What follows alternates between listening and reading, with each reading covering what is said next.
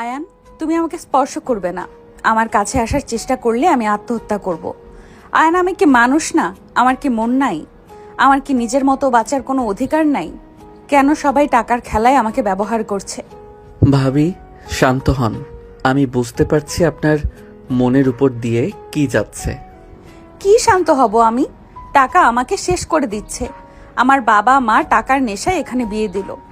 জীবনে তো স্বামীর ভালোবাসা পেলাম না, প্রতিদিন অবহেলা পেয়ে গেছি, আর সেই মারা গেছে। এখন আবার তোমার গলায় ঝুলিয়ে দিল। কেন এমন কেন? আমার কথার কি কোনো মূল্য নেই কারো কাছে? আমি কি চাই সেটাই শোনার কি কারো সময় নাই? আমার উপরে আর কত জুলুম করবে তোমরা? নদী কথাগুলো বলে কান্নায় ভেঙে পড়ল। আয়ন নদীর দিকে তাকিয়ে থেকে বলল, ভাবি, আমি ভাইয়ার মতো আপনার উপরে জোর করব? বাহ, আপনার গায়ে হাত তোলা আপনার ইচ্ছের বিরুদ্ধে কিছু করব? আমি আপনাকে বোনের চোখে দেখেছি, বাট আম্মু আমাকে এভাবে মিথ্যা বলে নিয়ে এসে এইভাবে ব্ল্যাকমেইল করে বিয়ে করাবে আমি কখনোই ভাবতে পারি নাই। সব পুরুষ এক, আমাকে মিথ্যে সান্ত্বনা দিবে না। তোমার ভাইও বলেছিল আমার ইচ্ছের বিরুদ্ধে কিচ্ছু করবে না, আমার সব ইচ্ছে পূরণ করবে। অথচ আমার পড়াশোনা থেকে সব কিছু বন্ধ করে দিয়ে এই বাড়িতে বন্দি করে দিয়েছিল। 1 বছর ধরে বিদেশে গিয়েছিল, লাশ হয়ে ফিরল। এখন টাকা অঘাত আমাকে দিয়েছে দেখে জোর করে তোমার সাথে বিয়ে দিল। আয়ান, আমি এই টাকা তো চাই নাই। আমি ভালোভাবে বাঁচতে চেয়েছি। আমার কিচ্ছু চাই না আয়ান, আমাকে মুক্তি দাও তুমি। আল্লাহর দোহাই লাগে, আমাকে এই বন্দি জীবন থেকে মুক্তি দাও। নদী আয়নের পা ধরতে যাবে, আয়ন সাথে সাথে সরে গেল। আয়ন নদীর বাহু ধরে তুলে বলল, ভাবি, আমি চাইলেও এখান থেকে মুক্তি দিতে পারবো না, কিন্তু ভাবি, আমি আপনার ইচ্ছেগুলো পূর্ণ করার চেষ্টা করব। আপনি বলে আপনার কি কি ইচ্ছে আছে? পারবে না, মায়ের কথার উপরে কখনোই যেতে পারবে না। এইসব মিথ্যা সান্ত্বনা দিও না আমাকে। আমি আর কোনো মিথ্যা সান্ত্বনা নিতে চাই না। আমাকে হয় মুক্তি দিবে, আর না হয় আমি এবার ফাঁস নিব। আর নিতে পারছি না। নদীর কথা শুনে আয়ন রেগে গিয়ে বলল, ব্যাস ভাবি, অনেক হয়েছে। ফালতু বকবক থামাবেন। আমি বলছি না আপনার ইচ্ছে পূর্ণ করার চেষ্টা করব আমার সামর্থ্য অনুযায়ী। আমি যতটুকু জানি আপনার পড়াশোনা শেষ করার ইচ্ছে আছে, পরে জব করবেন। আমি আগামীকাল আপনাকে ভর্তি করে দিব অনার্সে। সত্যি করে দিতে পারবে? জীবনেও পারবে না, কারণ আমার শাশুড়ি কখনোই হতে দিবে না। আমি যেহেতু একবার বলছি তার মানে ভর্তি করে দিব। আপনি ভালো করে জানেন আমি এক কথার মানুষ। ওকে, দেখা যাবে। যান ঘুমান, আমি বাহিরে যাব। এত রাতে বাহিরে কই যাবে? ব্রিজে যাব। ও আমাকে নিয়ে যাবে। আমার না রাতের শহরটা দেখার অনেক শখ। ওকে বোরকা পরে রেডি হয়ে নেন। নদীর চোখ মুছে তাড়াতাড়ি করে রেডি হয়ে নিল। আয়ন বাইকের চাবি নিয়ে বসার ঘরে যেতেই আয়নের পিছনে নদীকে দেখে আয়নের আম্মু বলল, কি ব্যাপার, দুইজন এত রাতে কোথায় যাস? বাহিরে যাব। এত রাতে বের হবি মানে? নতুন বিয়ে হলো, বাসর রাতে কেউ বাইরে গিয়ে ঘুরে? এখনই রুমে যা। আম্মু, উনি এখন আমার বউ, তাই আমার বউকে নিয়ে আমি কোথায় যাব না যাব সেইটা একান্ত আমার ব্যক্তিগত ব্যাপার। তুমি আমাদের বিয়ে দিয়েছো তোমাদের ব্যক্তিগত মতে, তেমন আমার বউ যেহেতু, আমার ইচ্ছে আমি যেখানে ইচ্ছে নিয়ে যাব। আয়ন নদীর হাত ধরে নিয়ে যেতে লাগলো। নদী আয়নের দিকে অবাক হয়ে তাকিয়ে দেখতে লাগলো। আয়নের আম্মু রেগে বলল, কান লাগেনি? আমার ছেলেকে কয়েক ঘন্টার ভিতরে বশ করে ফেলেছোস। এক ছেলেকে তো খেয়ে ফেললি, আবার এইটাকেও খাওয়ার ধান্দা আছে নাকি তোর? নদীর চোখে পানি গড়িয়ে পড়তে লাগলো। আয়ন পিছনে ঘুরে রাগে বলল, আম্মু শোনো, তোমাকে একটা কথা বলি। উনি আমার স্ত্রী, আমার অধিকার। আমার বউকে যা ইচ্ছে বলবো, যা ইচ্ছে করব, বাট তুমি আমার বউকে কিছু বলবে না। যা বলার আমাকে বলবে, কোনো ভুল হইলে আমাকে বলবে। তুমি একদম আমার স্ত্রীকে কিছু বলতে আসবে না। আয়নের কথাই আয়নের আম্মু রেগে গজগজ করতে লাগলো। আয়নের আব্বু মনে মনে হাসতে লাগলো আর বলতে লাগলো, যাক, অবশেষে আমার এই ছেলে তো অন্তত বউয়ের পাশে দাঁড়ানোর সাহস আছে। আয়নের আব্বু ভাবতে লাগলো। এইদিকে আয়ন বাইকে করে নদীকে নিয়ে যেতে লাগলো। নদী বাহিরের আবহাওয়া উপভোগ করতে লাগলো। আয়ন নদীকে নিয়ে ব্রিজের উপর চলে গেল। নদী বাইক থেকে নেমে ব্রিজের একপাশে দাঁড়িয়ে বাতাস উপভোগ করতে লাগলো। নদী চোখ বন্ধ করে থাকলো। আয়ন নদীর দিকে তাকিয়ে বলল, নিচে যাবেন নাকি? নিচে আরও ভালো লাগবে, নদীর পানিগুলো আরও ভালোভাবে উপভোগ করতে পারবেন, আর ঠান্ডা বাতাসটা শরীরে লাগলে আরও বেশি ভালো লাগবে। চলেন। চলো তাহলে। আয়ন নদীকে বাইকে তুলে নিচের রাস্তায় চলে গেল। নিচে গিয়ে বাইক থামিয়ে কিছুটা কাছে গিয়ে বড় পাথরের উপর দুজন বসলো। আয়ন ছোট ছোট পাথর নিয়ে এক সাইডে রেখে পানিতে ঢিল মারতে লাগলো। নদী আয়নের দিকে তাকিয়ে বলল, আয়ান, বলেন। ধন্যবাদ। কেন? এমনি। ও। দুজন চুপচাপ বসে থাকলো। হুট করে নদীর দিকে তাকাতেই বাইকের লাইটের আলোতে নদীর চোখে পানি দেখে জিজ্ঞেস করলো, মনে যদি কষ্ট থাকে জোরে চিৎকার দিয়ে কান্না করতে পারেন, তাহলে মন অনেক হালকা হবে। কেউ শুনে ফেলবে। এখান থেকে উপরে শোনা যায় না। আমার কষ্ট লাগলে আমি এখানে এসে আমার চিৎকার দিয়ে কাঁদলে আমার মন হালকা হয়ে যায়। কি তুমিও কান্না করতে জানো? আমি কি মানুষ না নাকি? না, তা না, তোমাকে আমি কোনোদিন কাঁদতে দেখি নাই। সব সময় রাগ করতে দেখেছি আর চুপচাপ থাকতে দেখেছি। আমার কথা বাদ দেন, আপনি মন খুলে কাঁদতে পারেন। আপনি একবার চেষ্টা করেন। আয়নের জোড়াজুড়িতে নদী জোরে চিৎকার দিয়ে বলল, মা, আমাকে একা রেখে কেন চলে গেলে? মা, তুমি আমাকে তোমার সাথে কেন নিয়ে গেলে না? মা, তুমি কি আমার কথা শুনতে পারছো? মা, তুমি বেঁচে থাকলে আমাকে এইভাবে বাঁচতে হইতো না। মা, আমার কথা কি শুনতে পারছো তুমি? নদী জোরে চিৎকার দিয়ে কথাগুলো বলতে লাগলো আর কাঁদতে লাগলো। নদী কাঁদতে কাঁদতে বলল, আল্লাহ গো, আমি আমার থেকে সব কিছু, আল্লাহ গো, তুমি আমার থেকে সব কিছু কেড়ে কেন নাও? আল্লাহ গো, আমার কি ভালো থাকার কোনো অধিকার নেই? কেন আমাকে এত কিছু সহ্য করতে হচ্ছে? ছোটবেলায় মাকে হারিয়ে এতিম বানিয়ে দিলে, বাবা বিয়ে করলো, সৎমার অত্যাচার সহ্য করতে করতে আবার কেন আমাকে জাহান্নামে পাঠিয়ে দিলে? আমার ভাগ্য কেন এত খারাপ? ভেবেছিলাম বিয়েটা হইলে আমি হয়তো ভালো থাকবো, কিন্তু দিন শেষে সেখানেও আমাকে সব ইচ্ছে শখ সব বিসর্জন দিতে হইল। সেইটাও বাদ দিলাম। আল্লাহ গো, আমার স্বামীকে কেন নিয়ে গেলে? নদী কথাগুলো বলে অঝরে কান্না করতে লাগলো। আয়ন নদীর দিকে এক পলক তাকিয়ে দেখতে লাগলো। নদীকে থামাতে গিয়েও থামালো না। নদী কান্না করতে লাগলো আর বলতে লাগলো, আল্লাহ, আমাকে নিয়ে যাও, আর না হয় আমাকে এমন পথ দেখাও আমি যেন নিজের মতো করে বাঁচতে পারি। নদী কান্না করতে লাগলো। অনেকক্ষণ কান্না করলো। আয়ন নদীকে বলল, কান্না থামান, এখন মাথা ব্যথা করবে এত কান্না করলে। নদী কিছু না বলে ফুপিয়ে ফুপিয়ে কাঁদতে লাগলো। আয়নের ফোন বেজে উঠলে আয়ন কল রিসিভ করলো। আয়ন কিছুটা দূরে গিয়ে বলল, আসসালামু আলাইকুম। ওয়ালাইকুম আসসালাম। কি রে, ভাবির জামাই কেমন আছোস? কল কেন দিয়েছস তুই?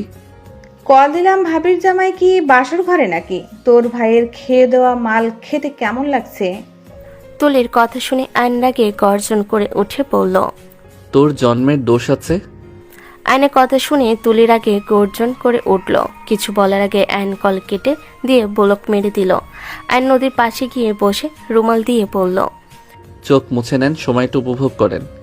নদীর রুমাল দিয়ে নাক চোখের পানি সব মুছতে লাগলো। আয়ন নদীর দিকে কিছুক্ষণ তাকিয়ে থেকে বলল, এই নেন পাথরগুলো ঢিল মারেন, ভালো লাগবে। আয়নের কথা মতো নদীর ছোট ছোট পাথরগুলো ঢিল মারতে লাগলো নদীর পানিতে। অনেকক্ষণ দুইজন চুপচাপ পাথরগুলো ঢিল দিতে লাগলো। আয়ন বলে উঠল, এখন কি ভালো লাগছে? ধন্যবাদ। সব কথাতে ধন্যবাদ কেন দেন? আমি কি বলছি আমাকে ধন্যবাদ দেন? সরি। বাসায় যাবেন নাকি? আর কিছুক্ষণ থাকি। আচ্ছা। আয়ন কিছু বলল না। আয়ন ফোন বের করলো, ফ্ল্যান্সিং করতে লাগলো। আয়নের দিকে তাকিয়ে বলল, তুমি ফ্রিল্যান্সার? হুম। ওই, এই জন্যই তো বলি মাঝে মাঝে বাজার করার টাকা কোথায় পাও, আর রাত জেগে কি করো? লাইট সবসময় জ্বালানো থাকতো। ও, আমাকে কাজ শিখাবে? পড়াশোনায় মনোযোগ দিয়েন, পরে শিখাবো। আচ্ছা, তুমি এত কিছু করার পর তুমি ভালো রেজাল্ট কিভাবে করো? আমার রুটিন করা আছে, আমি রুটিন অনুযায়ী কাজ করি। আয়ন কাজ করতে লাগলো। নদী আকাশের দিকে তাকিয়ে থাকলো। অনেকক্ষণ পর নদীর অনেক শীত লাগলো। নদী দুভাগ ঘষতে লাগলো। দুই হাতের তালু দিয়ে আয়ন জ্যাকেট খুলে নদীকে পরিয়ে দিল। নদী আয়নের দিকে তাকালে দেখে ও বোনের দিকে তাকিয়ে আছে। নদী জ্যাকেট ভালোভাবে পরে নিল। আয়নের কাজ শেষ হইলে চলেন বাসায় যাই, অনেক রাত হয়ে গেছে, 3টা বাজে কিন্তু। আমারও ঘুম পাচ্ছে, চলো। আয়ন ফোন পকেটে রেখে নদীকে নিয়ে বাইকে করে ওইখান থেকে বের হয়ে গেল। নদীর ঘুম পেল। আয়নের পিঠের উপরে মাথা রেখে দিল। আয়ন বাইক থামিয়ে জ্যাকেটের হাতা দিয়ে নিজের সাথে শক্ত করে বেঁধে চালাতে লাগলো। গেট দিয়ে ভেতরে ঢুকলো। বাইক থেকে নেমে নদীকে এক হাত দিয়ে ধরলো। নদীকে কোলে তুলে নিয়ে সদর দরজার কাছে গিয়ে ডুপ্লিকেট চাবি দিয়ে দরজা খুলে ভিতরে প্রবেশ করলো। আর নদীকে নিয়ে গিয়ে রুমে শুইয়ে দিল। কাঁথা গায়ে দিয়ে রুম থেকে বের হয়ে বাইকটা গ্যারেজে রেখে ভিতরে গিয়ে দরজা লাগিয়ে দিয়ে রুমে চলে গেল। আয়ন শুয়ে পড়লে নদী ঘুমের ঘোরে আয়নের বুকে মাথা দিয়ে শুয়ে পড়ল। আয়ন কিছু না বলে ঘুমিয়ে গেল। সকালে নদীর ঘুম ভাঙলে লাফ দিয়ে উঠল। আয়ন চমকে উঠে বলল, কি হয়েছে? তুমি আমার খাটে কি করো? এইটা আমার রুম। নদী আয়নে গালে থাপ্পড় মারতে যাবে, সাথে সাথে নদী গতকালের সব কথা মনে পড়ল। নদী বলে উঠল, সরি, খেয়াল ছিল না। হুট করে তোমাকে দেখে ভয় পেয়ে গেছিলাম। গতকাল তোমার সাথে বিয়ে হয়েছে, খেয়াল ছিল না। আর আমি ঘুমিয়ে গেছিলাম কখন? নদীর পাড়ে ঘুমিয়ে গেছিলেন, আজান দিচ্ছে। হুম নামাজ পড়বে নাকি? হুম আচ্ছা, আমি অজু করে মসজিদে যাই, আপনি পরে অজু করে নামাজ পড়ে নিয়েন। আচ্ছা।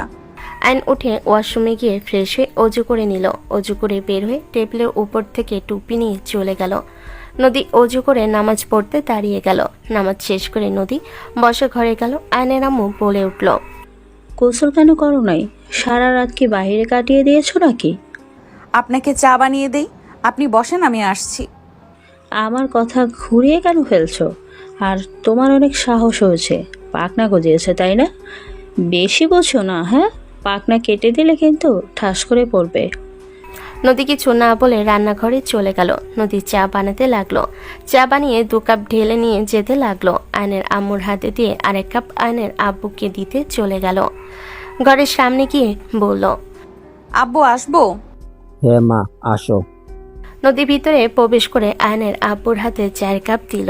আয়নের আব্বু বলে উঠল, আজ তো আয়ান তোমাকে নিয়ে ভার্সিটিতে যাবে। কই?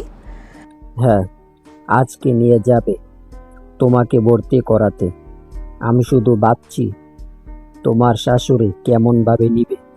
আমি ভর্তি হব না, ঝামেলা আমি চাই না আব্বু। আয়ান যেহেতু একবার বলেছে সেহেতু ওই করবে, এটা নিশ্চিত। যাই হোক, আয়ান যা বলে তাই করে। আমার বিশ্বাস আমার ছোট ছেলে কারো খারাপ চাইবে না। আব্বু, আমার আর কাউকে বিশ্বাস করার ইচ্ছে নেই। আব্বু, কি খাবেন আজ? তোমার শাশুড়িকে জিজ্ঞেস করো, আমি আর কি বলবো। দিন শেষে তো ওর কথায় রান্না হবে। তাও বলেন, আমি রান্না করে দেওয়ার চেষ্টা করব। অনেক দিন ধরে খিচুড়ি খাই না, যদি বুনা খিচুড়ির সাথে কষা মাংস হইলে। নদীর দিকে তাকালে নদী হাসি মুখে বলল, ওকে, ডান। দেখো, তোমার শাশুড়ি রাজি হয় নাই। কিসের রাজি হব? আয়নের আম্মুকে দেখে আয়নের আব্বু চুপ হয়ে গেল। নদী বলে ওঠে, আম্মু, আজকে ভুনা খিচুড়ির সাথে কষা মাংস করি। আচ্ছা করো, আমারও অনেক দিন ধরে খেতে মন চাচ্ছে। আয়ান খায় না দেখি, বলি না। আমি ওর জন্য আলাদা ভাত রান্না করে দিব। তাহলে তো হইলই, যাও তাড়াতাড়ি রান্না করো, কলেজ তো যাবে। হুম, যাচ্ছি। নদী চলে গেল রান্নাঘরে। গিয়ে রান্না করতে লাগলো। আয়ন বাসায় এসে রুমে চলে গেল। রুমে গিয়ে ওর ব্যাগ গুছিয়ে নিল। আয়ন নদীকে ডাক দিল। ভাবি আছেন? নদী রান্নাঘর থেকে বের হয়ে এসে বলল, কি হয়েছে আয়ান? ওই, তুই ভাবি কাকে বলস? ওই তোর বউ, ভাবি কি রে? সরি, এই আপনার কাগজপত্র ফাইল কোথায় রাখছেন? কি বলবি ওইসব দিয়ে? কাজ আছে। কোথায় রাখছেন? ভাইয়ার রুমে নাকি? আমি ভর্তি হব না। ফালতু কথা বলা বন্ধ করেন। সকাল সকাল আমার মাথা গরম করেন না। কোথায় রাখছেন সেইটা বলেন। আমি হব না, এই সব নিয়ে কোনো কথা বলো না। ওইখানে রান্না বসিয়ে এসেছি, পুড়ে যেতে পারে। নদী চলে যেতে নিলে আয়ন হাত ধরল। নদী আয়নের দিকে তাকিয়ে বলল, হাত ছাড়ো, পুড়ে যাবে। পুড়লে পুড়ে যাক, আপনাকে যেটা বলি সেইটা করেন। বৌমা ভর্তি হতে চায় না, ওকে কেন জোর করছিস তুই? আর সংসার সামলাবে নাকি পড়াশোনা করবে? দেখ, সংসার করার সময় পড়াশোনা হয় না। দুইটাই করবে, চলেন ফাইল বের করেন। নদী হাত ধরে টেনে নিয়ে যেতে লাগলো। আম্মু রেগে বলল, সংসার লেখাপড়া কিভাবে একসাথে করবে? আয়ান, পাগলামি করবি না। আয়ন কোনো কথা না বলে নদীকে ওর ভাইয়ের রুমে নিয়ে গেল। আয়ন বলে উঠল, বের করেন। আয়ান দেখো, জিদ করো না। বাড়িতে আর অশান্তি হোক আমি আর চাই না। প্লিজ শান্ত থাকতে দাও। এমনিতে অশান্তি হবে, এইটা কখনোই কমবে না। আগে ও যেমন এখনো তেমন হবে, তাই কথা কম বলেন। ফাইল দেন, আমার রাগ তুলেন না। আমি 3 পর্যন্ত গুনবো। আয়ন গুনতে গেলে নদী ফাইল বের করে দিল। আয়ন ফাইল নিয়ে নিজের রুমে চলে গেল।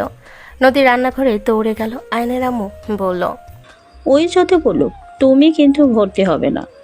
পড়াশোনা কখন করবে, ভার্সিটিতে কখন যাবে, আর বাড়ির কাজ করবে কখন? সবাইকে কি তুমি না খেয়ে রাখতে চাও নাকি? নদী কিছু বলল না, রান্না করতে লাগলো। আয়ন সব ফাইল ঠিক করে নিল। 9টার দিকে খাবার খেয়ে আয়ন বলে উঠল, রেডি হয়ে নেন, যান। আয়ান, যেতে বলছি যান। আমার এক কথা বারবার বলতে হচ্ছে কিন্তু। নদী আয়নের আব্বু আম্মুর দিকে তাকালো। আয়নের আব্বুর চোখ দিয়ে যেন আগুনের গোলা এসে ওকে শেষ করে দিবে। আয়নের আব্বু যেতে ইশারা করে দিল। নদী উঠে চলে গেল। নদী রেডি হয়ে নিল, আয়ন রেডি হয়ে নিল। দুজন রেডি হয়ে বের হয়ে গেল। দুজন ভার্সিটির ভিতরে চলে গেল। ভার্সিটি আর কলেজ একসাথে হওয়ায় আয়নের বন্ধুরা আয়নের কাছে আসলো। একজন আয়নকে জড়িয়ে ধরতে গেলে আয়ন হাত দিয়ে সরিয়ে দিয়ে বলল, দূর থেকে কথা বল। এতদিন পর আসলাম আর তুই আমাকে এভাবে সরিয়ে দিচ্ছিস? হ্যাঁ দিচ্ছি, মেয়ে মানুষ দূরে থাক, যা কথা দূর থেকে বল। দোস্ত, এ মেয়ে রে? যেই হোক, আজ থেকে তোরা ওনাকে দেখে রাখবি। কোনো বিপদ হইলে আমাকে জানাবি।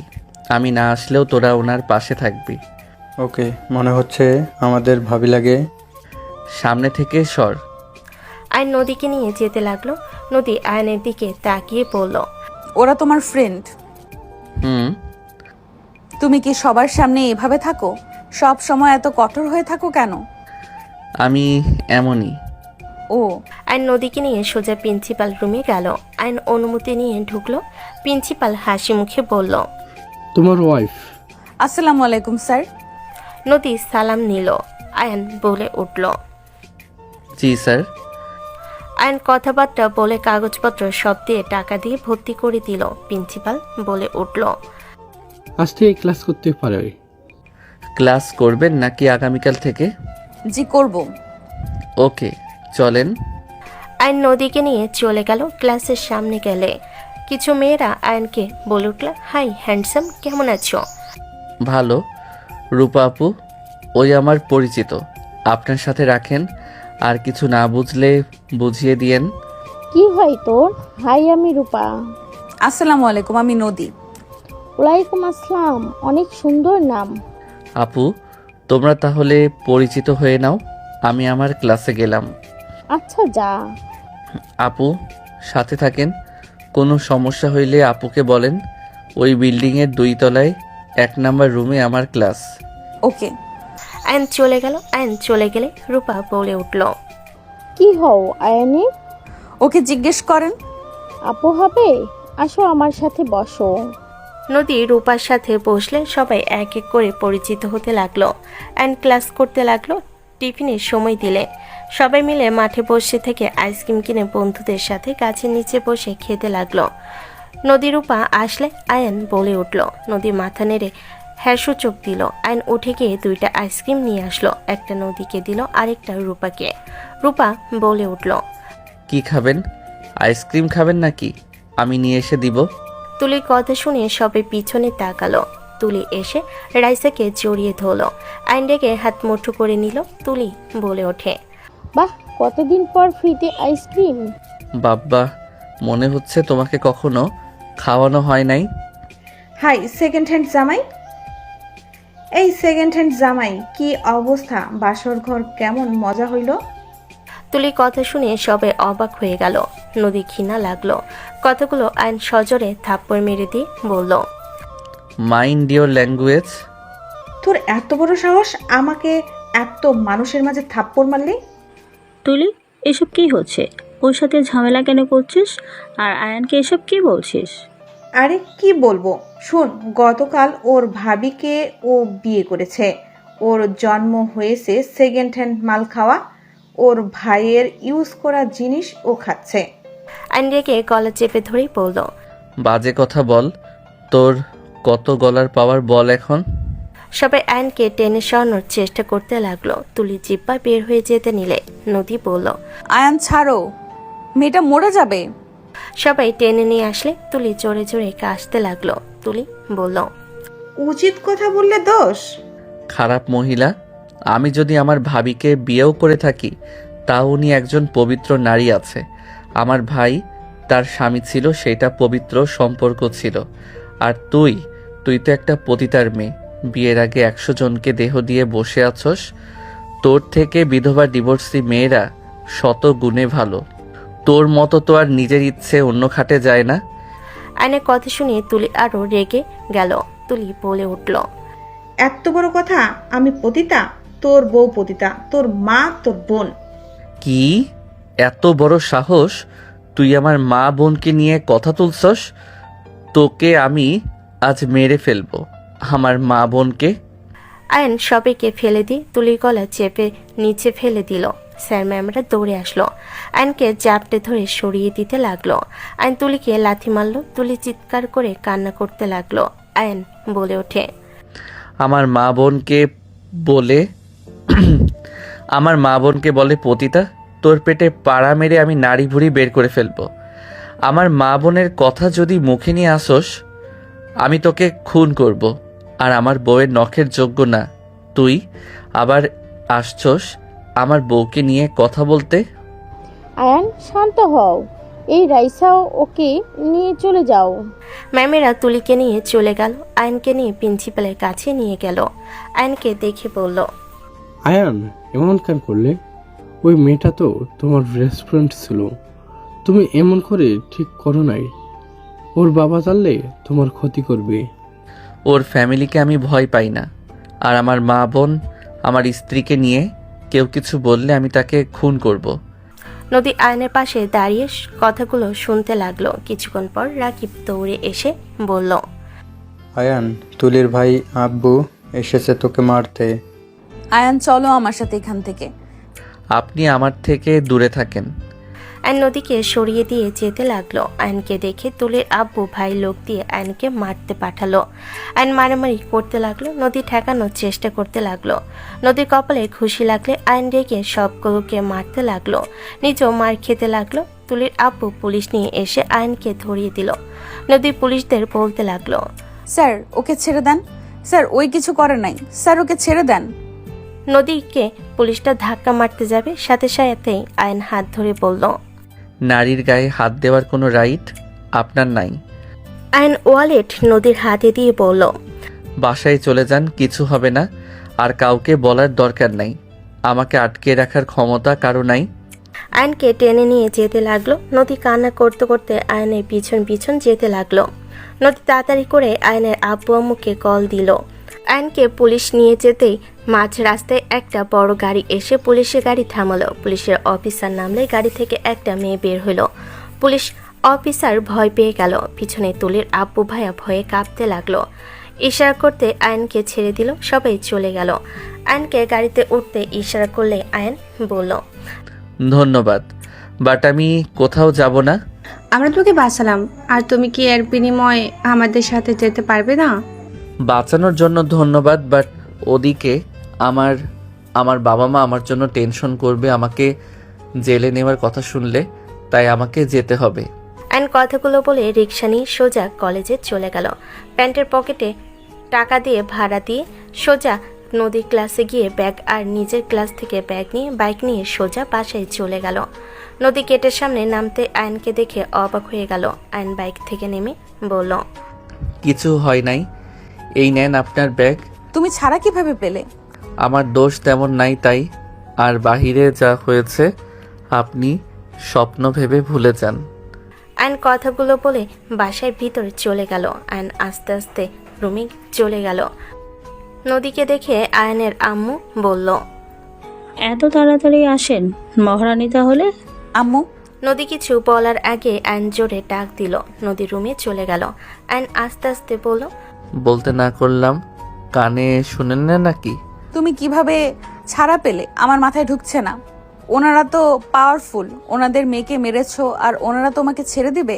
এমন মহান মানুষ ওনারা না। চুপ করেন। আমার ব্যাপারে আপনাকে নাক গলাতে হবে না। এইদিকে আসেন। কপালে ব্যথা পেয়েছেন দেখছি। নদী কিছু বলার আগে আয়ন হাত ধরে টান দিয়ে বসিয়ে দিয়ে আয়ন মিনি ফ্রিজ থেকে বরফ নিয়ে এসে নদীর কপালে ধরতে লাগলো। নদী বলে উঠল, তোমাকে ওরা কিভাবে মারলো? তোমার দরকার এইটা, আমার দরকার নাই। আমি ছেলে মানুষ, এইসব আমার কিছু না। আপনি মেয়ে মানুষ, আমার বউ, সেখানে আমার বেশি ব্যথা লাগছে। আমাকে মেরে ফেললেও আমার কষ্ট হইতো না। আমি তোমাকে আমার কাছে আসতে দিলাম না, সেখানে তুমি আমার প্রতি এত ভালোবাসা? ভালোবাসা কি জানি না, বাট আমার খারাপ লাগছে তাই বললাম। আর আপনি আমার বউ, সেখানে আমার খারাপ লাগবে স্বাভাবিক। সেখানে আমার প্রতি এত ভালোবাসা? তোমার ঠোঁট কেটে গেছে। তুমি শার্ট খোলো, তোমার শরীরে তো অনেকগুলো ঘুষি পড়েছে। কুত্তার বাচ্চাগুলো একা পেয়ে মারলো। আমি কি কম মারছি? বাট নিজেও তো খেয়েছো। নদী ফার্স্ট বক্স বের করে আয়নের শার্ট খুলতে যাবে। আয়ন হাত দিয়ে ধরলে দুজন একে অপরের দিকে তাকালো। নদী বলে উঠল, শার্ট খোলো। আয়ন শার্ট খুলে নদী বেশ অবাক হয়ে গেল। নদী আয়নের কাটা স্থানগুলো স্টিকার ব্যান্ডেজ করে দিতে লাগলো। ফোলা জায়গাগুলোতে বরফ দিয়ে দিতে লাগলো। নদী আয়নের অনেকটা কাছে গেল। আয়ন সাথে সাথে সরিয়ে দিয়ে বলল, আপনি যান, আমি করে নিচ্ছি। নদী নিজেও অকাট ফিল করায় ওয়াশরুমে চলে গেল। আয়ন বরফ লাগাতে লাগলো আর ভাবতে লাগলো, জীবনে বড় ভুল ছিল। ওর মতো নোংরা মেয়ের সাথে আমার পরিচয় হয়েছিল। ওকে নাকি আমি বেস্ট ফ্রেন্ড ভাবতাম। ছি। আয়ন কথাগুলো ভাবছিল, তখনই ফোন বেজে উঠল। আয়ন ফোন রিসিভ করতেই ও পাশ থেকে বলল, আসসালামু আলাইকুম। ওয়ালাইকুম আসসালাম। এইটা কার নাম্বার? নতুন সিম। আপনাকে আমার নাম্বার থেকে কল দিলে তো আর কল রিসিভ করবেন না। এখন চাইলে কেটে দিতে পারবো। আয়ান, কল কাটবে না বলে দিলাম। আমি শুধু শুনতে যাচ্ছি কারা কারা তোমার গায়ে হাত দিয়েছে। আমাকে বলো, আমি দেখি ওদের কি হাল করি। দরকার নাই। যা করছেন এতে আমি অনেক খুশি। কি নিয়ে লাগছিল তোমার সাথে? আমার বউকে আর আমার মা বোন তুলে কথা বলেছিল। তোমার ওয়াইফ মানে? আমি ভাবিকে বিয়ে করেছি। বিয়ে করেছো মানে? একবার আমাকে জানালেও না। আমাকে কেন বললে না? বলার পরিস্থিতি ছিল না। আমি তো তোমার ওইখানে ছিলাম। আমাকে কিভাবে নিয়ে আসলো তুমি তো শুনেছ। এখানে নিয়ে এসে আমাকে ব্ল্যাকমেইল করে বিয়ে করালো। বাহ, আর কিছু বলার নেই? তুমি বিয়ে করে নিলে? বাহ। আমার কিছু করার ছিল না। তাহলে আমিও জোর করে তোমাকে বিয়ে করি? তুমি তো নাদান বাচ্চা, তাই না? তুমি তো কিছুই বোঝো না। রাগে ইচ্ছে করছে সব কিছু ভাঙচুর করে ফেলি। সম্ভব না। ফালতু কথা বন্ধ করো। জোর করে কখনো কিছু হয় না। তোমাকে বলেছিলাম অনেকবার, শুনো নাই। এখন আর আমার কিছু বলার নাই তোমাকে। আমি ভালোভাবে বাঁচতে চাইলে ওরা আমাকে বাঁচতে দেবে না। তুমি কি বাংলা কথা বোঝো না? বাট আমি এটাও মেনে নিতে পারছি না তুমি আমাকে না জানিয়ে কিভাবে বিয়ে করলে। আমার ভাবতে বুকের ভিতর ঝড় উঠে যাচ্ছে। আমার চোখ দিয়ে পানি পর্যন্ত বের হয়ে এসেছে। তোমার কথা শুনে আয়ন চুপ হয়ে গেল। আয়ন বলে উঠল, ভালো থাকো। ওই বের হচ্ছে ওয়াশরুম থেকে। আয়ন কল কেটে দিয়ে খাটে হাত পা ছড়িয়ে দিয়ে শুয়ে থেকে ভাবতে লাগলো ফ্ল্যাশব্যাক। তুমি আমার জন্য কি এই অন্ধকার জগৎ ছেড়ে দিতে পারবে না? চলো না আমরা বিয়ে করে ফেলি। ফালতু কথা বন্ধ কর। পিচ্ছি মানুষ পিচ্ছি থাক, বড় হওয়ার চেষ্টা করিস না। পড়াশোনা মনোযোগ দিয়ে কর। আমি পিচ্ছি না, আমাকে পিচ্ছি বলে বলে আমাকে থামিয়ে দিবে না তো। আমি এবার সিরিয়াস। আমি তোমাকে নিয়ে অনেক স্বপ্ন দেখছি। আজ রাতেও স্বপ্ন দেখছি আমাদের বিয়ে হয়েছে, আমাদের 2টা টুইন বেবি হয়েছে, একটা ছেলে বাবু, একটা মেয়ে। আয়নের কথা শুনে তমা ভুরকুচকে তাকিয়ে বলল, ফাজিল, বিয়ে থেকে একদম বাচ্চা কাচ্চার কাছে চলে গেছোস? কানের নিচে একটা দেব? প্রাইভেট নেই তোর? ধুর, হবু স্বামীকে সম্মান দিয়ে কথা বলো। আমি তোমার হবু বাচ্চাদের বাপ, বুঝতে পারছো? তমা আয়নকে মারতে যাবে, আয়ন সাথে সাথে চেয়ার থেকে উঠে পড়ে হাসি দিয়ে বলল, ছি হবু বউ, তুমি এত বেয়াদব কেন? ফাজিল, মাইর খাবি। চুপচাপ পিৎজা খেয়ে যা। কিছু খেতে মন চাচ্ছে না, বিয়ে করতে মন চাচ্ছে। এমন মাইর দেব না, বিয়ের ভূত মাথা থেকে চলে যাবে। ধুর, তোমার এত হাত কেন নড়ে? শোনো, আমি সিরিয়াস। তুমি ভালো পথে আসো, আমি তোমাকে বিয়ে করে ইনকাম করে খাওয়াবো। আমার পক্ষে সম্ভব না, তুই এখানে বেশি আসিস না। তোমাকে না দেখলে আমার ভালো লাগে না। পড়াশোনা ক্ষতি হচ্ছে কিন্তু। সামনে তোর এসএসসি পরীক্ষা, ভালোভাবে পড়াশোনা করতে হবে। A+ যদি পাস, তাহলে যা চাইবি দেব। বিয়ে করতে চাইলে করবে? ওটা না, বিয়ের কথা মাথা থেকে ছিঁড়ে ফেলে দে। তাহলে কোনো কিছুর দরকার নাই, থাকো, খাবো না বাই। আয়ন কথাগুলো বলে চলে যেতে নিলে তমা আয়নের ব্যাগ টেনে ধরতেই আয়ন বলতে লাগলো, আমাকে ছাড়ো, এই আমাকে ছাড়ো।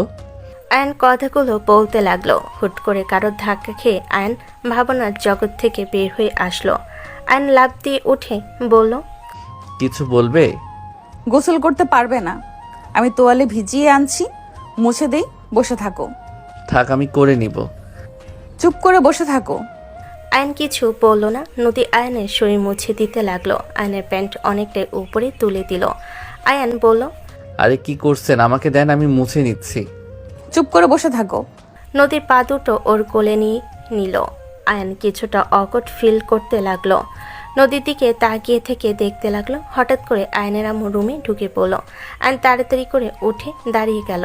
আয়নের আম্মু বলল, কিরে, তোর কি হয়েছে? কিছু না। কিছু হয় নাই মানে? জায়গায় জায়গায় ব্যান্ডেজ করা, হাত ওইখানে ফুলে কেন গেছে? ওই কি কারোর সাথে মারামারি করছিস নাকি? আয়নের আম্মু আয়নের কাছে এসে হাত বুলিয়ে দিতে দিতে বলল, কে মারছে? কোন জানোয়ার আমার সন্তানকে এভাবে মারলো? এখন বল, আমি যদি চেয়ারম্যানের কাছে বিচার না দেই, ওদের আমি এত সহজে ছাড়বো না। চল আমার সাথে, কে মারছে বল। তেমন কিছু না আম্মু, শান্ত হও তো। আমি ওদের মারছি, একা তো মাইর খেয়ে আসি নাই, আমি বেশি মারছি। মারামারি করতে গেছিস কেন? কে অবস্থা করছে? আয়নের আম্মু কান্না করতে লাগলো। আয়ন ওর আম্মুকে পাশে বসিয়ে জড়িয়ে ধরে বলল, আম্মু, ওই আম্মু, কান্না করো না, কিছু হয় নাই তো। কি নিয়ে লাগছিল? কিছু না, টুকটাক কথা নিয়ে বাদ দাও। আচ্ছা আম্মু, অনেক ক্ষুধা লাগছে, খাওয়াই দিবে? থাক, আমি আসছি খাবার নিয়ে। আয়নের আম্মু রান্নাঘরে গিয়ে ডিম ভাজি করে আর মাংস দিয়ে ভাত নিয়ে গেল। আয়নের পাশে বসে খাওয়াই দিতে লাগলো। আয়ান নদীকে বলল, যান, খেয়ে আসেন। আম্মু, আপনি কি খাইছেন? খাইছি। নদী চলে গেল। আয়ন ওর আম্মুর হাতে খেতে লাগলো। খাওয়া শেষ হইলে আয়ন কম্পিউটারের সামনে গিয়ে কাজ করতে লাগলো। আয়নের ফোন বাজতে লাগলো। আয়ন ফোনটা রিসিভ করতেই ময়না বলল, আয়না, ম্যাম অনেক কান্না করছে, ভাঙচুর করতেছে, তুমি একবার ওখানে আসতে পারবে? করতে থাক, আস্তে আস্তে শান্ত হয়ে যাবে। আয়হান, আজকের কথাটা একটু ভিন্ন রকম হয়ে গেল না? ম্যাম কান্না করছে আর তুমি কিনা বলছো আস্তে আস্তে শান্ত হয়ে যাবে। তুমি আসতে পারবে নাকি? গিয়ে কি লাভ? আমি বিয়ে করছি, এখন আপনার ম্যাম ভালো থাকবে। বিয়ে করার কথা শুনে নাই? গতকালও বলেছিলাম। হোয়াট? তুমি বিয়ে করে নিয়েছো মানে? করছি বাই। আয়ান কল কেটে দিয়ে কপালে হাত দিয়ে চেয়ারের সাথে হেলান দিয়ে শুয়ে পড়ল। আয়নের চোখ দিয়ে পানি গড়িয়ে পড়তে লাগলো। ফ্ল্যাশব্যাক। তমা, চলো বিয়ে করে নেই। 10 দিন ধরে আম্মুর কথাবার্তা আমার ভালো লাগছে না। ভাবি যেদিন থেকে 50 লাখ টাকা পেয়েছে সেদিন থেকে কথাবার্তা, চলো বিয়ে করে নেই। যেমন? মাঝে মাঝে এসে বলে তোর ভাবিকে কেমন লাগে, এইটা ওইটা জিজ্ঞেস করে। ব্যাপারটা সন্দেহজনক। থামো তো, তোমরা খালি সন্দেহ করো। ওসব বাদ দাও, এই নাও, খেয়ে নাও। খাবো না, ভালো লাগছে না। প্লিজ চলো না, বিয়ে করে নেই। আমার তোমাকে ছাড়া ভালো লাগে না কেন বোঝো না?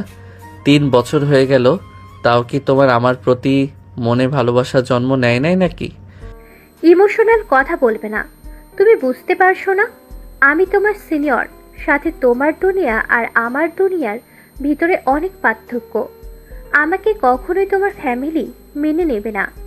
আর তার থেকে বড় কথা, আমি আমার সাথে তোমাকে জড়িয়ে রাখতে চাই না। কেন চাও না? তোমাকে তো বলছি এই পথ ছেড়ে দাও। আমি এখন অনলাইনে কাজ করি, মোটামুটি মাসে 20 থেকে 40 হাজার মতো ইনকাম করি। আমি জানি তোমার খরচ অনেক, কিন্তু আমার সামর্থ্য অনুযায়ী তোমাকে রাখবো। আমার ভালোবাসা একদম কমতি থাকবে না। প্লিজ চলো, বিয়ে করে নেই, আর আমার ফ্যামিলিকে আমি বুঝে নিব। আমাকে দেখে তোমার ফ্যামিলি ভয় পাবে। সেখানে তো ছেলের বউ হয়ে গেলে তোমার আব্বু আম্মু অসুস্থ হয়ে যাবে। আয়ন রেগে চেয়ার রাগে ঢিল মেরে ভেঙে ফেলল। আয়ন চিল্লাইয়ে পড়ল। প্রতিদিন এক কথা আমাকে যদি ভালো না বাসো তাহলে সোজা বলে দাও, তাহলে আমি অন্য কাউকে বিয়ে করে নিব। তুমি থাকো তোমার আজাইরা কথা নিয়ে। তমা আয়নের দিকে তাকে খাবার নিয়ে চামচ দিয়ে খেতে খেতে বলল, আহ, আমার হাতের রান্না এত মজা, নিজের হাতকে চুমু দিতে ইচ্ছে করছে। যাই হোক, যার জন্য রান্না করলাম সেই তো আর খাবে না, আমিই খাই। আমাকে কি তোমার সিরিয়াস নিতে মন চায় না নাকি? আমি যদি অন্য কোথাও বিয়ে করি, তোমার সাথে আমি সম্পর্ক রাখবো না, আপু বলে রাখবো। বাজে কথা বন্ধ করে খেতে বসো। তোমার কথা শুনে কিছু বলতে যাবে, সাথে সাথে আয়নের ফোন বেজে উঠল। আয়ন ফ্ল্যাশব্যাক থেকে ফিরে আসলো। আয়ন নদীর ডাকে চোখ খুলে নদী বলে ওঠে, আয়ান, তুমি কি ঘুমালে নাকি? না।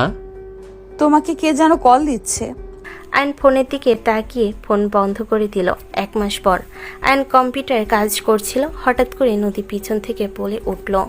আয়ান, নদীর কথা শুনে আয়ন না তাকিয়ে বলল, বলো। তোমার কাজ শেষ হয় নাই? আর একটু আছে। ও নদীর পাড়ে যাবে নাকি? না। তাহলে কি বলবে বলো, টাকা লাগবে নাকি? না। আয়ন চেয়ার ঘুরিয়ে নদীর দিকে তাকিয়ে বলল। তাহলে কি বলবে বলো? নদী খাটের কাছে গিয়ে এক সাইডে বসে নদীর দিকে তাকিয়ে বলল, আসলে কিভাবে বলবো বুঝতে পারছি না। কি বলবে বলো, এত আমতা আমতা করো না, আমার কাজ আছে। থাক, বলবো না, কাজ করো। নদী কথাগুলো বলে চলে গেল। আয়ন পাত্তা না দিয়ে নিজের কাজ করতে লাগলো। নদী বারবার রুমের ভিতর আসতে লাগলো আর বাইরে যেতে লাগলো। আতিয়া বলে উঠল, এভাবে এত লজ্জা কেন পাচ্ছিস? আমার ভাই তোর হাজবেন্ড হয়, এত লজ্জা পাওয়ার কি আছে? দূর, কিভাবে বলবো, আমার বাচ্চা লাগবে। আর এমনি তো ওই ছোট, আমার ওকে দেখলে শরম লাগে, আর ওইসব ভাবতে তো আরো বেশি লজ্জা লাগে। লজ্জা নিয়ে পড়ে থাক। আমার ভাই ভালো দেখে তোকে এখনো কিছু বলে নাই। রাফি ভাই আগে তো দেখিস। ওই নারীকে সম্মান করতে জানে, এইটাও জানে সব কিছু জোর করে পাওয়া যায় না, ভালোবাসা দিয়ে অধিকার করে নিতে হয়। 1 মাসের ভিতরে ওই আমার মনে জায়গা করে নিয়েছে। আমি ওর সাথে থেকে বুঝেছি ভালোবাসা কি জিনিস, কাউকে ভালো লাগলে কেমন লাগে, ভালোবাসলে কেমন লাগে, আর প্রিয় মানুষের প্রতি সুন্দর মুহূর্ত কাটানোর মতো সুখ আর কোথাও নেই। শুধু শারীরিক সম্পর্ক সুখ দেয় না, মানসিক শান্তিটাও দরকার আছে। বাবা, এই সেই নদী, বোকা শোকা মেয়ে। ও মা গো, আমার ভাই 1 মাস পাকিয়ে দিয়েছে। আতিয়া হাসতে লাগলো। নদী লজ্জায় আতিয়াকে মারতে লাগলো। হঠাৎ করে কলিং বেল বেজে উঠল। আতিয়া উঠতে যাবে, নদী বলল, তুই থাক, আমি দেখে আসছি। আম্মু হয়তো এসেছে, তোকে দেখলে রেগে যাবে, বলবে তার মেয়েকে দিয়ে কাজ করাচ্ছি। নদী উঠে দরজা খুলে দিতেই থমকে গেল। নদী জোরে চিৎকার দিলে আয়ন দৌড়ে রুম থেকে বের হয়ে বলল, নদী কি হয়েছে? আয়ন দরজার দিকে তাকাতে দেখে ওর ভাইয়া রাফি নদীকে জড়িয়ে ধরে আছে। আয়ন থমকে গেল। আতিয়া রাফিকে জড়িয়ে ধরল। আয়নের আম্মু বাসার ভিতরে ঢুকতে রাফিকে দেখে থমকে গেল। আয়নের আম্মু কান্না করতে করতে রাফিকে জড়িয়ে ধরে সারা মুখে চুমু দিতে লাগলো। রাফিকে বলতে লাগলো, বাবা, তুই বেঁচে আছোস? তুই বেঁচে থাকলে ওই লাশটা কার ছিল? ওটা আমার এক ফ্রেন্ড। আম্মু তোমাকে পরে বলছি। কিরে আয়ান, আমি আসলাম, আমার আশায় খুশি হোস নাই? রাফি আয়নের সামনে গেল। আয়ন শক্ত করে জড়িয়ে ধরে বলল, ভাইয়া তুমি বেঁচে আছো, আল্লাহর কাছে হাজার হাজার শুক্রিয়া। হ্যাঁ বেঁচে আছি, কান্না করিস না, এখন তো আমি ফিরে এসেছি। হ্যাঁ। ভাইয়া, তুমি এতদিন কোথায় ছিলে? বসতে তো দে বোন। রাফিকে বসতে দিল। আয়নের আম্মু রাফির পাশে বসে পড়ল। আতিয়াও বসলো। নদীও দুই পাশে বসে থাকলো। নদী আয়ন দুই পাশে বসে থাকলো। আয়নের আম্মু বলল, তাহলে আমরা কার লাশ মাটি দিলাম? ওটা আমার এক ফ্রেন্ডের লাশ, ওই আমার জায়গায় কাজ করছিল। আমার নাম আর ওর নাম সেম ছিল, দেখতে কিছুটা আমার মতো ছিল। আমি অন্য জায়গায় চলে গিয়েছিলাম, ওইখানে গিয়ে ঝামেলায় পড়ে গিয়েছিলাম, আমার জেল হয়ে গেছিল, তাই তোমাদের সাথে আমি কোনো যোগাযোগ করতে পারি নাই। আমার এক ফ্রেন্ডের কারণে আমি নিজের দেশে আসতে পারছি। যাক বাবা, তুই বেঁচে আছোস, এইটাই অনেক। দেশে থাকবি আর আমার কোনো সন্তানকে দেশের বাইরে পাঠাবো না। তোর আব্বুর সাথে ব্যবসা সামলাবি। হ্যাঁ মা, আর যাব না। যে সন্তানটা মারা গেল ওর ফ্যামিলিকে জানানো দরকার। ওর আম্মু ছাড়া কেউ ছিল না, ওর আম্মুর কাছে গিয়েছিলাম, পরে দেখি উনি মারা গেছে, ওর আর কেউ নাই। বৌমা, টাকা পেয়েছো? আমার অ্যাকাউন্ট দিয়ে দিও, ওইগুলো আমার টাকা। ওইগুলো মৃত মানুষের টাকা, যে মারা গেছে তাকে তো কিছু দেওয়া উচিত। ওর কেউ নাই তো কিভাবে দেব? এই তুই চুপ কর তো। বাবা, তুই ফ্রেশ হয়ে আয়, আমি খাবার দেই। নদী, রুমে আসো। আয়ন কিছু বলার আগে আয়নের আম্মু চুপ থাকতে ইশারা করলো। নদীর দিকে তাকিয়ে ইশারা করলো। আয়নের দিকে তাকালে আয়ন রাগে রুমে চলে গেল। নদী যেতে না চাইলেও আয়নের আম্মুর ভয়ে চলে গেল। রুমে গেলে রাফি নদীকে জড়িয়ে ধরতে যাবে, সাথে সাথেই নদী বলে উঠল, আপনি হাত মুখ ধুয়ে আসেন, আমি আপনার জন্য খাবার নিয়ে আসছি। আমি এত বছর পর আসলাম আর তুমি আমাকে হাঁক পর্যন্ত করতে দিলে না। অনেক দূর থেকে এসেছেন, আপনাকে ক্লান্ত লাগছে, আপনি ফ্রেশ হয়ে আসেন, আমি রান্নাঘরে যাই। রাফি ধরার আগে রুম থেকে বের হয়ে গেল। আতিয়া বলল, রান্নাঘরে যাব খাবার আনতে। তোর ছোট ভাই কই গেল? রুমে গেছে, সাথে আম্মুও গেল। নদী রান্নাঘরে গেল। এইদিকে আয়নের আম্মু বলল, দেখ আয়ান, রাফি 1 বছর পর ফিরে এসেছে।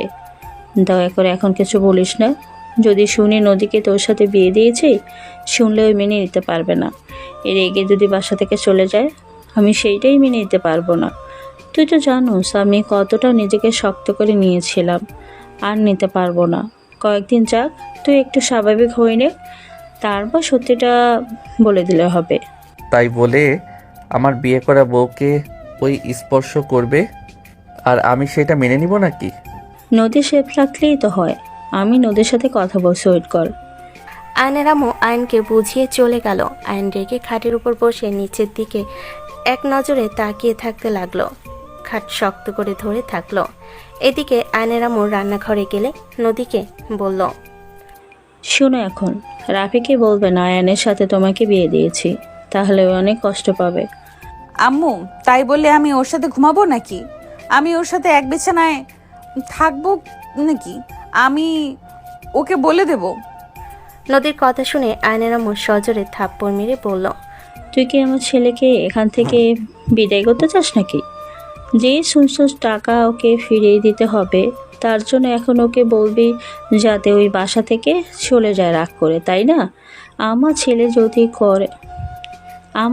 যদি রাগ করে চলে যায়, আমি যেমন তোকে আয়নের সাথে বিয়ে দিয়েছি, তখন তোর সংসারও আমি ভেঙে দেব।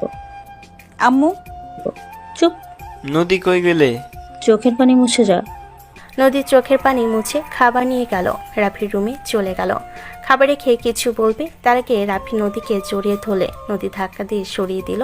রাফির আগে বলল, আমি 1 বছর পর আসলাম আর আমাকে এভাবে ধাক্কা দেওয়ার সাহস কোথায় পাস? রাফি রেখে নদীর হাত চেপে ধরে ছুঁড়ে মারল নদীকে খাটের উপরে। রাফি ঝাঁপিয়ে পড়তে যাবে, সাথে সাথে রাফির হাতে কামড় মারল হাতে। রাফি রেখে নদীর গালে থাপ্পড় মারতে লাগলো। আর আমি ভেবেছিলাম এবার তোর সাথে ভালো ব্যবহার করব, তুই ভালো ব্যবহারের যোগ্য না। বলতে লাগলো। নদীর জোরে চিৎকার দিলে সবাই দৌড়ে আসলো। আয়নের আম্মু আতিয়া দৌড়ে গিয়ে রাফিকে টেনে ধরে বলল, রাফি, কি করছিস? Sir okay. আম্মু ছাড়ো, বোন ছাড়, ওই মায়ের খাওয়ার যোগ্য। ভাইয়া ছাড়, কি কি করেছে ও? ওই খেয়ে মারছিস কেন? আয়ন পানি খাওয়ার জন্য রুম থেকে বের হলো। রাফির রুম থেকে চিল্লাপাল্লার শব্দ শুনে আয়ন দৌড়ে ঘরের ভেতরে গিয়ে দেখে রাফি নদীর উপরে বসে মারছে। আয়ন রাগে রাফির হাত ধরে টান দিয়ে নিচে নামিয়ে দিল। রাফির আগে কিছু বলার আগেই নদী খাট থেকে উঠে সোজা আয়নকে জড়িয়ে ধরে কান্না করতে করতে বলল, আয়ান, আমি তোমার স্ত্রী। আয়ান, আমি ওর সাথে কেন সংসার করব? আয়ান, আমি ওর সাথে সংসার করব না। আমি তোমাকে ভালোবাসি, ওকে না। আয়ান, তুমিও কি আমার মতো চাও আমি ওর সাথে থাকবো? আমি এসব করতে পারবো না। আমি তোমাকে স্বামী হিসেবে মেনে নিয়েছি, আমি ওকে স্বামী হিসেবে মানি না। আয়ান, তুমি আমার দিকে তাকাও। আমি কি তোমার বউ না? তুমি নিজের বউকে অন্য জনের রুমে থাকতে দিবে? নদী কান্না করতে করতে আয়নের গাল দুইটা ধরে কথাগুলো বলতে লাগলো আর ফুপিয়ে ফুপিয়ে কান্না করতে লাগলো। রাফি বলে উঠল, এইসব কি বলছে? ওই আয়ানের বউ মানে? এসব কি হচ্ছে? আর তুই আমার মৃত্যুর খবর শুনে আমার বউয়ের সাথে প্রেম করছস? তোকে আমি মেরে ফেলবো আজ। আমার ভাই হয়ে আমার বউয়ের দিকে নজর। রাফি আয়নকে মারতে যাবে, সাথে সাথে আয়ন হাত ধরে ফেলো। আয়ন বলে উঠল, ওই আমার বউ, এখন আর তোমার না। আম্মু, ওইসব কি বলছে? রাফি, আমাকে ক্ষমা করে দে বাপ। আমি নদীকে আর আয়ানকে জোর করে বিয়ে দিয়েছিলাম। আমরা তো জানতাম তুই মারা গেছিস, তাই আমি জোর করে বিয়ে দিয়েছিলাম। যা হয়েছে হয়েছে, ওর বিয়ে বাতিল করো। আমার বউ আমি ফেরত চাই। আমি এই বিয়ে কেন বাতিল করব? আমি আপনাকে ডিভোর্স দিয়ে আয়ানকে আবার নতুন করে বিয়ে করব।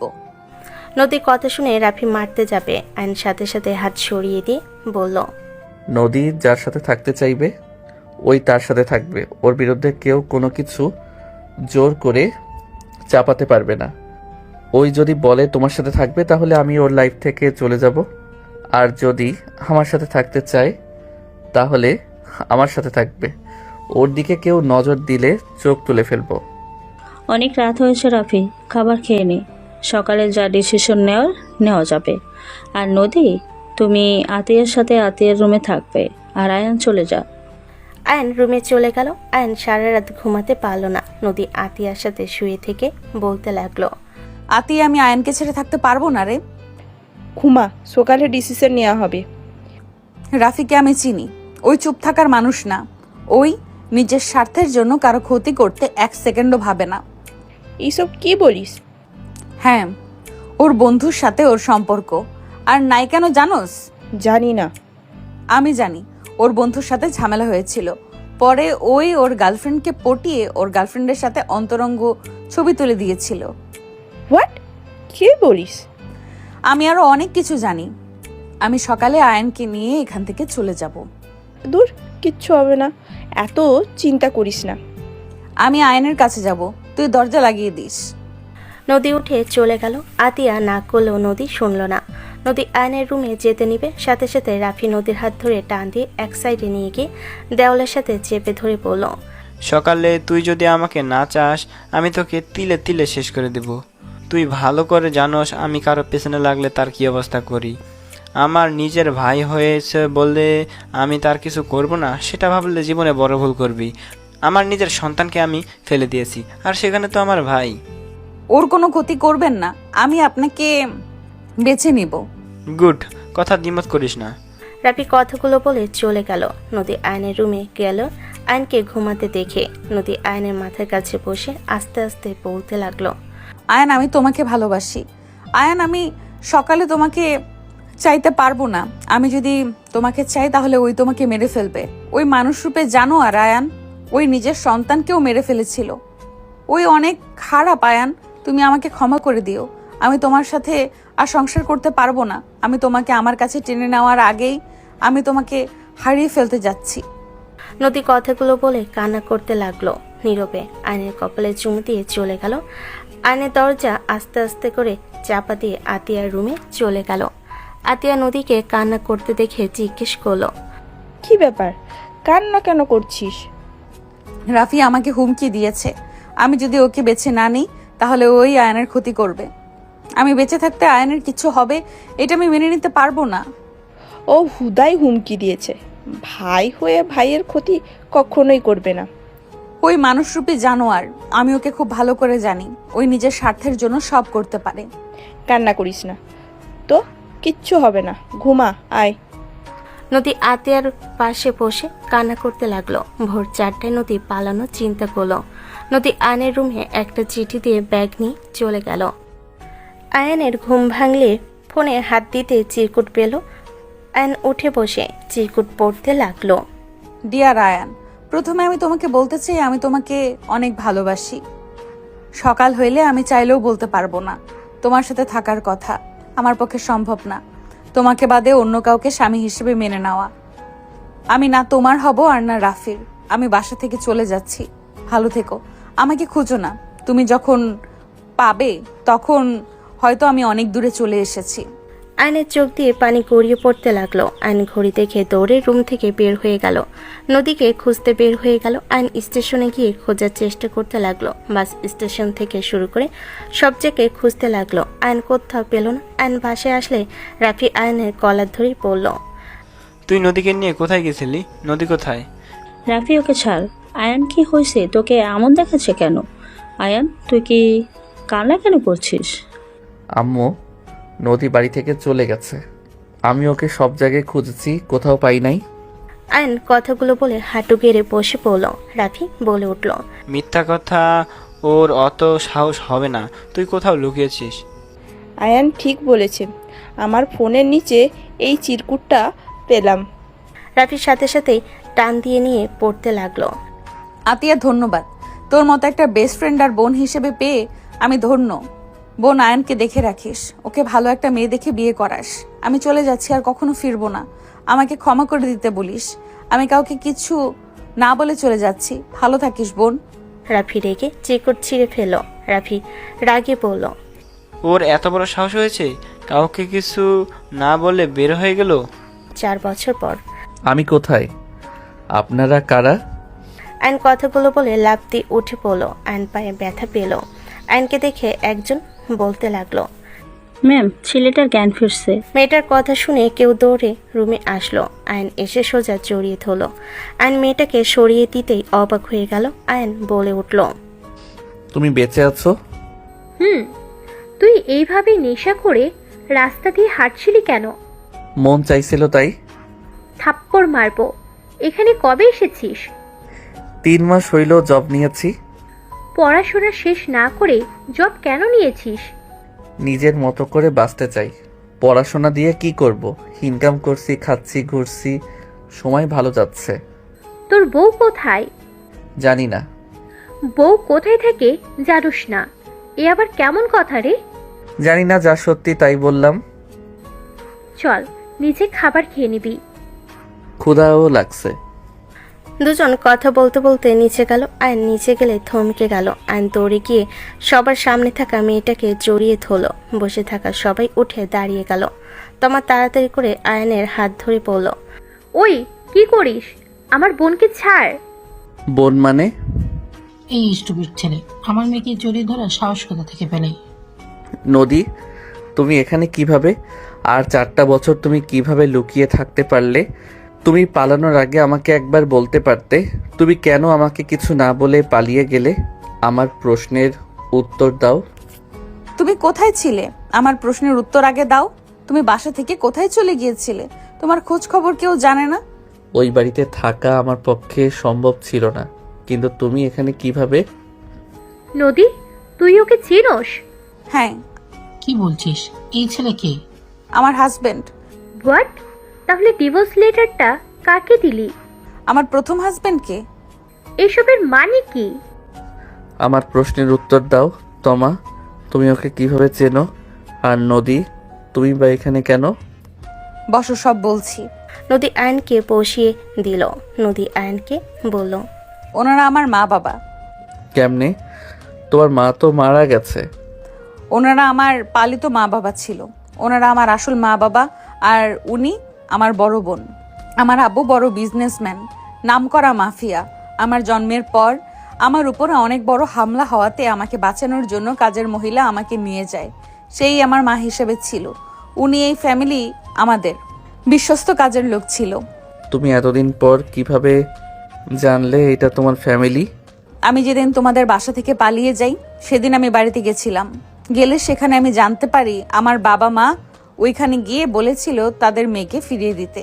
আমার পালিত বাবা তার ওয়াইফ টাকার বিনিময়ে আমার খোঁজ দিবে, টাকা দিতে যাবে। তখন আমি ঢুকে পড়লে তখন আমার মা বাবাকে আমি খুঁজে পাই। তারপর থেকে এইখানে এতদিন আমার সামনে সবকিছু লুকিয়ে রেখেছিল। 2 বছর আগে জানতে পারছি, আর আমি তোমাদের বাসায় গিয়েছিলাম, বাট তোমাকে পাই নাই। তুমি বাড়ি ছেড়ে কোথায় চলে গেছো কেউ জানে না। ও, তুমি এতদিন কোথায় ছিলে? ভ্রমণ করতে ব্যস্ত। এখন এখানে জব নিয়েছি, এখানে থাকতাম 1 বছর, তারপর আবার অন্য জায়গায় চলে যেতাম। পড়াশোনা বাদ দিয়ে এইসব করছো? যার বউ নাই, যার কোনো আপন মানুষ বলতে নাই, যে একা, তার আবার পড়াশোনা দিয়ে কি হবে? বাসায় থাকলে আমি তোমাকে নিয়ে ওইখান থেকে চলে আসতে পারতাম। তুমি সব চেঞ্জ করে ফেলেছো। যাই হোক, বড়লোক ফ্যামিলির মেয়ে, ভালো আছো, থাকো বাই। আয়ান চলে যেতে নিবে, নদী হাত ধরে টান দিয়ে সামনে নিয়ে এসে জড়িয়ে ধরতে গিয়েও ধরল না। ওর আব্বু আম্মুকে দেখে নদী আয়নের বাহু ধরে বলল, কোথায় যাবে? এখান থেকে কোথাও যেতে পারবে না। আমি নতুন করে সবকিছু করতে চাই। গরিব ঘরের ছেলে, আমি বড়লোকের ঘরে মেয়ের জামাই হওয়ার মতো যোগ্যতা আমার নাই। নদীর আগে কিছু বলবে, তমা মাথায় থাপ্পড় মেরে বলল, ওভার অ্যাক্টিং কম কর। আমার বোন তোকে অনেক ভালোবাসে। এখন বুঝতে পারছি আমার বোন কার কথা ভেবে চোখের পানি ফেলতো। বড়লোক মানুষ থাপ্পড় মারতে পারেন, আমি গরিব মানুষ, তার প্রতিবাদ কি আর করতে পারবো? আয়নের কথা শুনে দুজন রাগী লোক নিয়ে তাকালে। আয়ন হাসি দিয়ে বলল, এই মজা করছি। বউকে এতদিন পর পাইছি, তাকে ছেড়ে নাকি আমি যাব?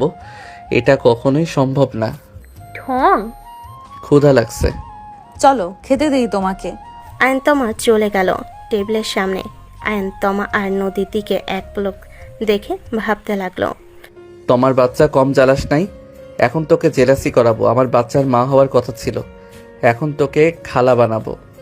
নদী দুজনকে খাবার দিলে হুট করে পিছন থেকে একজন বলল, হাই শালিকা, কেমন আছো? ভালো দুলা ভাই, আপনি কেমন আছেন? আর কি ভালো থাকবো, তোমার বোনের তো আর আমার কথা মনেই পড়ে না, একবার কলও দেয় না। রাগ মানুষের এত থাকে কেমনে? নদী হাসতে লাগলো। তোমার রাগী লোক নিয়ে তাকাতেই তামিম বলে উঠল, আবার রাগ দেখাচ্ছে, এই কেডা? আপনি ক্যাডা? পরিচয় করিয়ে দিই, আয়ান তমা আপুর হাজবেন্ড তামিম ভাইয়া। আর ভাইয়া, এটা আমার husband Ayaan. Hi, but wait, তোমার হাজবেন্ড মানে? তুমি না তোমার হাজবেন্ডকে ডিভোর্স দিয়ে আসলে? প্রেম করছিলাম, তাই বয়ফ্রেন্ডকে হাজবেন্ড বললাম। তুমি প্রেমও করতে পারো? কি যে বলেন না দুলা ভাই, প্রেম আবার করতে পারবো না? প্রেম না করতে পারলে কি এইটাকে এখানে নিয়ে আসতে পারতাম? তাও ঠিক। তো কোন ক্লাসে পড়ো? তোমাকে তো ছোট্ট মনে হচ্ছে। আয়ন তোমার থেকে চোখ সরিয়ে তামিমের দিকে তাকিয়ে বলল, পড়াশোনা করি না। ও আচ্ছা, তোমার কি আমার উপরে রাগ আছে নাকি, যেভাবে তাকিয়ে আসো? আরে না দুলাভাই, রাগ কেন করবো আপনার উপরে? আপনাকে আজ প্রথম দেখলাম। ভাইয়া, ওর কথার ধরন ওইরকম রকচটা। আমার এত সুইট শালিকার কপালে এমন বার কেমনে আসলো? দুঃখ, আমার কপালে জুটছে রক্সটা বউ, আর তোমার কপালে রক্সটা বয়ফ্রেন্ড। দুজন হাসতে লাগলো। আয়ন তোমার দিকে তাকালো। তোমার তমা আর চোখে তাকিয়ে চোখ সরিয়ে নিয়ে ভিলেন মার্কা হাসি দিয়ে খেতে লাগলো। খাওয়া শেষ করে তমা চলে গেল। তামিম বলে উঠল, দেখলে, একটু কথাও বললো না। রাখেন, আগে খাবার খেয়ে নেন। এই তুমি খাওয়াবার দিয়ে কি ভাবো? কিছু না দুলাভাই, এত ভাবেন না। খাবার খেয়ে নেন, খেয়ে আপনার বউয়ের জন্য একটা চকলেট নিয়ে গিয়ে বাচ্চাদের মতো করে চকলেট দিয়ে বলেন, গা যান, এবারের মতো মাফ করে দাও, আর এমন করব না। ভাই, তোমার বউয়ের মতো আমারটাই না। মেয়ে মানুষ উপরে যত কঠোর দেখাক, ভিতরে একদম নরম। আমার বিশ্বাস না হইলে একবার চেষ্টা করেন গা। করবো নাকি? জানি না, চেষ্টা করে দেখতে পারেন। আগে খেয়ে নেন। আয়ন তামিম খেতে খেতে কথা বলতে লাগলো। খাওয়া শেষ করে বলল, আমি বাসায় যাচ্ছি। সবকিছু নিয়ে আসো। ভাইয়াকে তালাক দিয়ে থাকলে আবার নতুন করে বিয়ে করতে হবে। আব্বু আম্মুর সাথে কথা বলতে হবে, চলো। নদী, আয়ান, তামিম নদীর আব্বু আম্মুর সাথে বসে কথা বলতে লাগলো। নদীর আব্বু আম্মু বিয়ের অনুমতি দিল। আয়ান খুশি হয়ে চলে গেল। তামিম চকলেট কিনে নিয়ে এসে তোমার রুমে গিয়ে তোমার পাশে বসে ন্যাকামি করে বলতে লাগলো। জান, সরি, আমার সব দোষ। আমি আর এমন করব না, এইবারের মতো ক্ষমা করে দেও। তামিম বাচ্চাদের মতো কোলে তোমার চমকে উঠল। তমা তামিমকে বলল, ওঠো, আমি রাগ করে নাই। ধন্যবাদ চকলেট দেওয়ার জন্য। তমা চকলেট হাতে নিল। তামিম জড়িয়ে ধরল। তোমার চোখ দিয়ে পানি গড়িয়ে পড়তে লাগলো। তমা মনে মনে ভাবতে লাগলো, এটা তুমি শিখিয়েছো আয়ান। তুমি ছাড়া কেউ আমার সামনে এইভাবে কথা বলার সাহস পাবে না। অতীত মনে করিয়ে দিয়ে কি বোঝাতে চাইছো জানি না, বাট আমার বোনের সাথে সুখে থাকো, দোয়া করবো সব সময়। যাক, আয়ানের আইডিয়া কাজে দিয়েছে। আয়ানকে ধন্যবাদ দেওয়ার দরকার। বউ, একটাই কিস দাও না। তামিম কিস করতে গেলে তমা সরিয়ে দিতে গিয়েও দিল না। তামিম খুশি হয়ে তমার ঠোঁট চড়া নিচে দখলে নিয়ে নিল। 10 দিন পর আয়ন নদীর বিয়ে পড়ানো শেষ হলে আয়ন তমার দিকে তাকিয়ে চোখ মারল। তমা রাগী লুক নিয়ে তাকালো। আয়ন বাসর ঘরে চলে গেল। আয়ন রুমে প্রবেশ করতে নদী সালাম দিল। আয়ন সালামের উত্তর নিয়ে নদীর পাশে বসলো। ঘুমটা খুলে কপালে চুমু দিয়ে বলল, মাশাআল্লাহ, তোমাকে অনেক সুন্দর লাগছে। ধন্যবাদ। নদীর ধন্যবাদ দিয়ে আয়নের কলার ধরে টান দিয়ে খাটের উপর ফেলে দিয়ে উপরে উঠে কিস করতে লাগলো। আয়ন ভ্যাবাচাকা খেয়ে গেল। আয়ন বলতে লাগলো, আরে জান, কি করছো? আস্তে এত উত্তেজিত হয়ে আছো কেন? উত্তেজিত হব না মানে? শালা বিয়ে করছি তোকে কবে, আর তুই মিয়া আমাকে একবার স্পর্শও করস নাই। কচু জামাই তুই কেমনে থাকস? হ্যাঁ, নদী কথা শুনে আয়ন নদীকে নিচে ফেলে দিয়ে বলল, সুন্দরী বউ যদি পাশে শুয়ে থাকে, আদর করার বা করতে মন চায় না? আমারও তো ইচ্ছে করতো নিজেকে কন্ট্রোল করার জন্য অজু করে এসে নামাজে দাঁড়িয়ে যেতাম। যখন দেখি বেশি কন্ট্রোললেস হয়ে যেতে নিলাম, তখন থেকে রাতে কাজ করা বাদ দিয়ে তোমার আসার আগেই ঘুমিয়ে যেতাম। হ্যাঁ, আমি তো ভাবতাম ভালো হয়ে গেছেন তাই তাড়াতাড়ি ঘুমাতেন। ও মা, এখন দেখি এই কাহিনী, কি বদমাইশ! তাও আমাকে বুঝতে দেয় নাই। জোরপূর্বক আমি কিছু করতে চাই নাই। আমি সব সময় চেয়েছি তুমি আমাকে নিজের থেকে কাছে টেনে নাও। এখন দেখো, তুমি নিজে থেকে আমাকে কাছে টেনে নিচ্ছ। সরি। কেন? এত কষ্ট দেওয়ার জন্য। আর তোমাকে কষ্ট দিব না। তাহলে আমি একটু ব্যথা দেই। আয়ন কথাটা বলে নদীর উপর ঝাঁপিয়ে পড়ল। আয়ন নদীকে কিস করে পাগল করে দিতে লাগলো। নদী আয়নের স্পর্শে কেঁপে কেঁপে উঠতে লাগলো। নদী আয়নের সাথে পাল্টা জবাব দিতে লাগলো। দুজন একে অপরকে আদর করতে ব্যস্ত হয়ে গেল। আয়ন নদীকে আদর করতে করতে নদীকে সুখের সাগরে ভাসিয়ে দিল। দুজন অনেকক্ষণ আদর করতে করতে ক্লান্ত হয়ে গেল। আয়ন নদীর বুকের উপরে শুয়ে পড়ল। নদী আয়নকে নিচে ফেলে বুকের উপর মাথা দিয়ে শুয়ে থেকে আবারও আয়নের দিকে তাকিয়ে বলল, I love you. I love you too. বেশি ব্যথা পাইছো? ওই আর কি, বাট তুমি মিয়া কন্ট্রোল হারিয়ে ফেললে ভয়ঙ্কর। আর একটু হব। আর নদী ঠোঁটের দিকে এগিয়ে যেতে নিলে নদীর সাথে সাথে আঙ্গুল দিয়ে ঠোঁটের উপর রেখে বলল, আগে বলে নেই, কিস করতে দিব, আর কিছু করতে দিব না। আর একবার করবো, এর বেশি না। Please please. নদীকে রাজি করতে লাগলো আর আয়ন উত্তেজিত করতে লাগলো।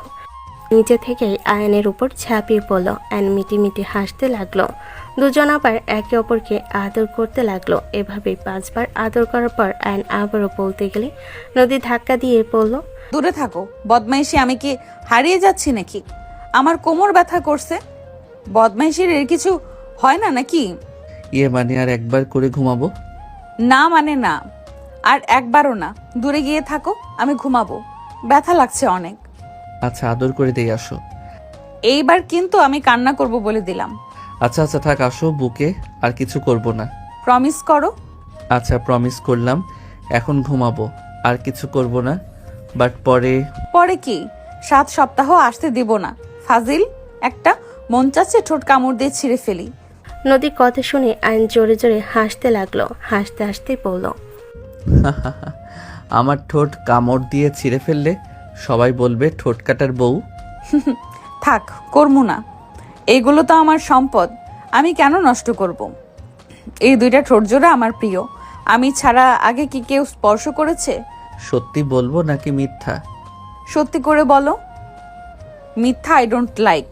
থাক, ঘুমাবো। বলো, কেউ আগে স্পর্শ করেছে? ঘুম পাচ্ছে, ঘুমাও। কথা এড়িয়ে যাবে না, আমার কথার উত্তর দাও। একবার একজনকে কিস করছিলাম। হোয়াট? আরে রেগে কেন যাচ্ছ? আরে সত্যি বলতে বলছো তাই বললাম। আমি তো চাইলে তোমাকে মিথ্যা বলতে পারতাম। তুমি কি আর বুঝতে আমি মিথ্যা বলছি নাকি সত্যি? কাকে কিস করেছিলে? আছে একজন, বাট তার রাগ বেশি হয়ে গেছিল। কে সেই? আর কোনো কিছু জিজ্ঞেস করো না, ঘুমাও। বলো কে ছিল। না বললে আমি তোমাকে আমার কাছে আসতে দিব না। বলবো না। এই বিষয় নিয়ে ঝামেলা করো না। আমি তোমাকে বলতে চাচ্ছি না। দেখো, আমাকে জোর করো না। আমাকে কেউ জোর করলে আমার রাগ হয়। আমি তোমার স্ত্রী, আমার কি কোনো অধিকার নাই যে কাকে কিস করেছো তার বিষয়ে জানার? আমি কি তোমার উপর রাগ দেখাচ্ছি? নদী রেগে গেল। আয়ন নদীকে বলল। নদীর কথা শুনে আয়ন ভ্যাপাচাকা খেয়ে পড়ল। হ্যাঁ, তুমি এইসব রাগ দেখাচ্ছ না? রাগে চোখ গাল লাল হয়ে যাচ্ছে, তাও বলছো রাগ করছো না? আয়নের কথা শুনে নদী স্বাভাবিক হয়ে পড়ল। এই দেখো, আমি শান্তভাবে বলছি, কাকে কিস করেছো?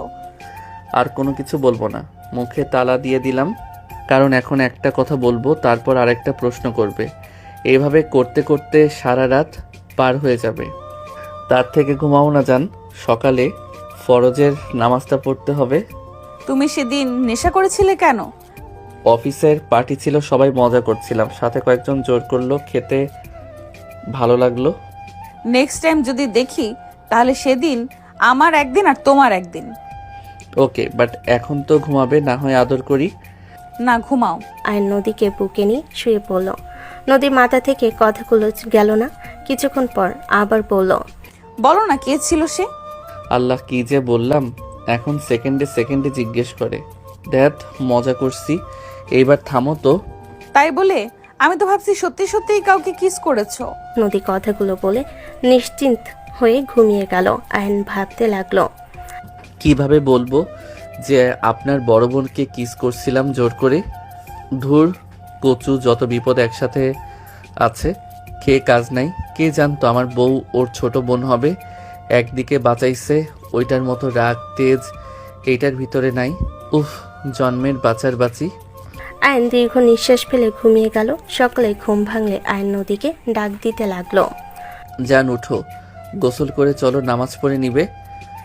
উফ, জ্বালিও না তো, ঘুমাতে দাও। বাবু উঠো না, ঘুম পরে পড়া যাবে, এখন ওঠো। না, ঘুমাতে দাও তো শান্তিতে। নদী না ওঠায় আয়নের মাথায় দুষ্টু বুদ্ধি আসলো। আয়ন আস্তে আস্তে নদীকে কাতুকিতু দিতে লাগলো। নদী লাফ দিয়ে উঠে আয়নের দিকে রাগি লুক নিয়ে তাকালে। আয়ন ঠোঁটে কিস করলে নদী আবার আয়নের বুকে সাথে সাথে মাথা ঠেকিয়ে ঘুমাতে লাগলো। আয়ন উপায় না পেয়ে নদীকে কোলে তুলে নিয়ে ওয়াশরুমে গিয়ে শাওয়ার ছেড়ে দিল। নদী চিৎকার দিয়ে উঠল। আয়ন সাথে সাথেই বলল, আরে কি করছো? আরে শান্ত হও, আমি এটা। আরে পাগল হইলে নাকি? চোখ খুলো। আয়নের কথা শুনে নদী চোখ খুলে দেখে আসলে পানি। আয়নের দিকে রাগে লুক নিয়ে তাকিয়ে বলল, এটা কি করলে? কতটা ভয় পেয়ে গেছি, কত সুন্দর একটা স্বপ্ন দেখছিলাম। বাবু, আপনি গোসল করে নামাজ পড়ে নেন, তারপর ঘুমিয়ে জেগে যেভাবে পারেন স্বপ্ন দেখেন। এখন গোসলটা করে নেন। নদী কথা শুনে আর কিছু না বলে দুজন গোসল করতে লাগলো। হুট করে নদীর মাথায় দুষ্টুমি আসলে নদী আয়নকে ধাক্কা দিয়ে দেওয়ালের সাথে চেপে ধরে হটভাবে তাকিয়ে ঠোঁট জোড়া কামড়াতে কামড়াতে বলল, হাই হ্যান্ডসাম, আপনার ঠোঁট দুটো কি খেতে পারি? কথা বলার ভঙ্গি দেখে আয়ন ফিক করে হেসে দিয়ে নদীকে ঘুরিয়ে দেওয়ালের সাথে চেপে ধরে বলল, এই ঠোঁট জোড়া তো আপনার অনুমতি নেওয়ার কোনো দরকার নাই। আয়ন কথাগুলো বলে সোজা ঠোঁটে আলতো করে কিস করলে নদী কামড় দিয়ে ধরে ঠোঁট জোড়া নিজের দখলে নিয়ে নিল। আয়ন পাল্টা জবাব দিতে লাগলো। নদী দুষ্টামি করে ল্যাপাইট দিলে আয়ন সাথে সাথে ধাক্কা দিয়ে সরিয়ে দিল। নদী হাসতে লাগলো। আয়ন ভুরু কুচকে তাকিয়ে বলল, ফাজিল, রাগ হইলে খবর আছে। সবার সামনে কিভাবে যাব? আয়ন আয়না দেখতে লাগলো। নদী হাসতে হাসতে গড়াগড়ি খেতে লাগলো। আয়ন নদীর হাসি দেখে নিজেও হেসে দিল। আয়ান বলে উঠল, হাসি থামিয়ে গোসল করে নাও। আয়ন নদী দুজনেই গোসল করে দুজন বের হইল।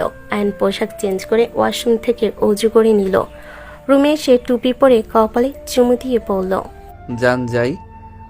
ওকে যাও, বাট চোখ দুইটা নিচের দিকে করে যাবেন আর নামাজ পড়ে নিচের দিকে তাকিয়ে আসবেন। আচ্ছা ম্যাম যাই। আয়ন ফ্লাইং কিস দিয়ে ঘুরতেই তমাকে দেখল।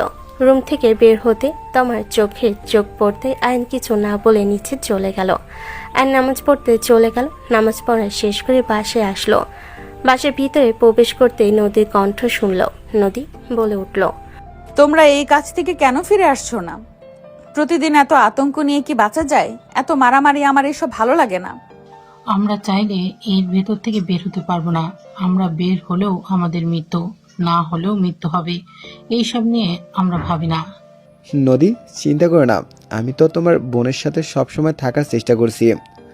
ভাইয়া, আমার এসব রক্ত মারামারি দেখতে ভালো লাগে না। আমি বড্ড ক্লান্ত হয়ে গেছি। আমার সত্যি অনেক ভয় লাগে। আমি সবাইকে পেয়ে আবার হারিয়ে ফেলতে হবে ভাবলে আমার কষ্টে বুকটা ফেটে যায়। আমি এদের বোঝাতে পারছি না। আরে বোন, তুই এত টেনশন করিস না তো। আচ্ছা, তোমরা এসবের মধ্যে কেন আসছো? তোমরা কোম্পানি চালাচ্ছ, চালাও। মাফিয়া হতে কেন হবে? আমাদের বংশে সবাই মাফিয়ার ছিল। দাদার দাদা সেখান থেকে শুরু হয়েছে। আমার জ্ঞান হতেই আমাদের ট্রেনিং দিত কিভাবে অন্যায়ের বিরুদ্ধে দাঁড়াতে পারবো। তুই দূরে ছিলি তাই তোর কাছে এমন লাগছে। আমাদের কাছে এসব কোনো ব্যাপার না। আর সবথেকে বড় কথা, আমাদের যেমন ভাবছিস তেমন না। তোকে আজ সত্যি কথা বলি, আমরা 4 জন এজেন্ট। আম্মু আমাদের হেড, আব্বু আমাদের ডান হাত। ভাইয়া, আপনার বউয়ের কথা শুনলে আমার মাথায় রক্ত উঠে যাবে। আমি ওর কথা শুনতে চাই না। নদী কথাগুলো বলে চলে গেল। আয়নের সামনে পড়তেই নদী বলল, আমি হসপিটালে যাচ্ছি। এখন ডিউটি তোমার? হ্যাঁ। আমিও অফিসে যাচ্ছি, আমার একটু কাজ আছে। নদী তামিম বের হয়ে গেল।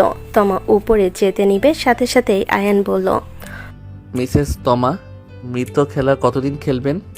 বিয়ে করছেন, সংসারের কথা ভাবেন, এইসব বাদ দেন। আগেও তো শুনেন নাই, এখন তো নিজের স্বামীর কথা ভেবে বাদ দেন। তমা পিছনের দিকে ঘুরে বলল, আমার স্বামী আমার কাজিন। আশা করি আর কিছু বলার প্রয়োজন নেই। পুরো বংশ তো একই, কিছু বলার নাই। হ্যাঁ। কিছু না বলে চলে গেল। সন্ধ্যার দিকে আয়ন অফিস থেকে আসার সময় গোলাপ ফুল চকলেট নিয়ে বাসায় গেল। আয়ন বাসার ভিতরে প্রবেশ করতেই নদী কান্না করছে। আয়ন দৌড়ে গিয়ে বলল, নদী, কি হয়েছে? এভাবে কান্না কেন করছো? আম্মু, আব্বু, আপু, ভাইয়া মিশনে গেছে। কোথায়? এই দেখো, লাইফ চলছে। কি পরিমাণের বন্দুক চলছে। এইটা কোন জায়গা? আয়ন কথাই কিছু বলতে যাবে, সাথে সাথে দরজা দিয়ে ওর আব্বু আম্মু তমা তামিম প্রবেশ করলো। নদী দৌড়ে গিয়ে ওর আব্বু আম্মু তমাকে জড়িয়ে ধরলো। তোমরা ঠিক আছো? হ্যাঁ ঠিক আছে মা। বোকামে এভাবে কান্না কেউ করে? এত ভয় পেলে চলবে নাকি? কান্না থামা বোন। শোন, গুড নিউজ আছে। কি? আমরা 4 জন হানিমুনে যাব। তোর ভাইয়া টিকিট কেটেছে। সত্যি? তাহলে তুমি আমাদের সময় দিবা? হ্যাঁ, এইটাই শেষ মিশন ছিল। এখন আরও আসলে করতে হবে।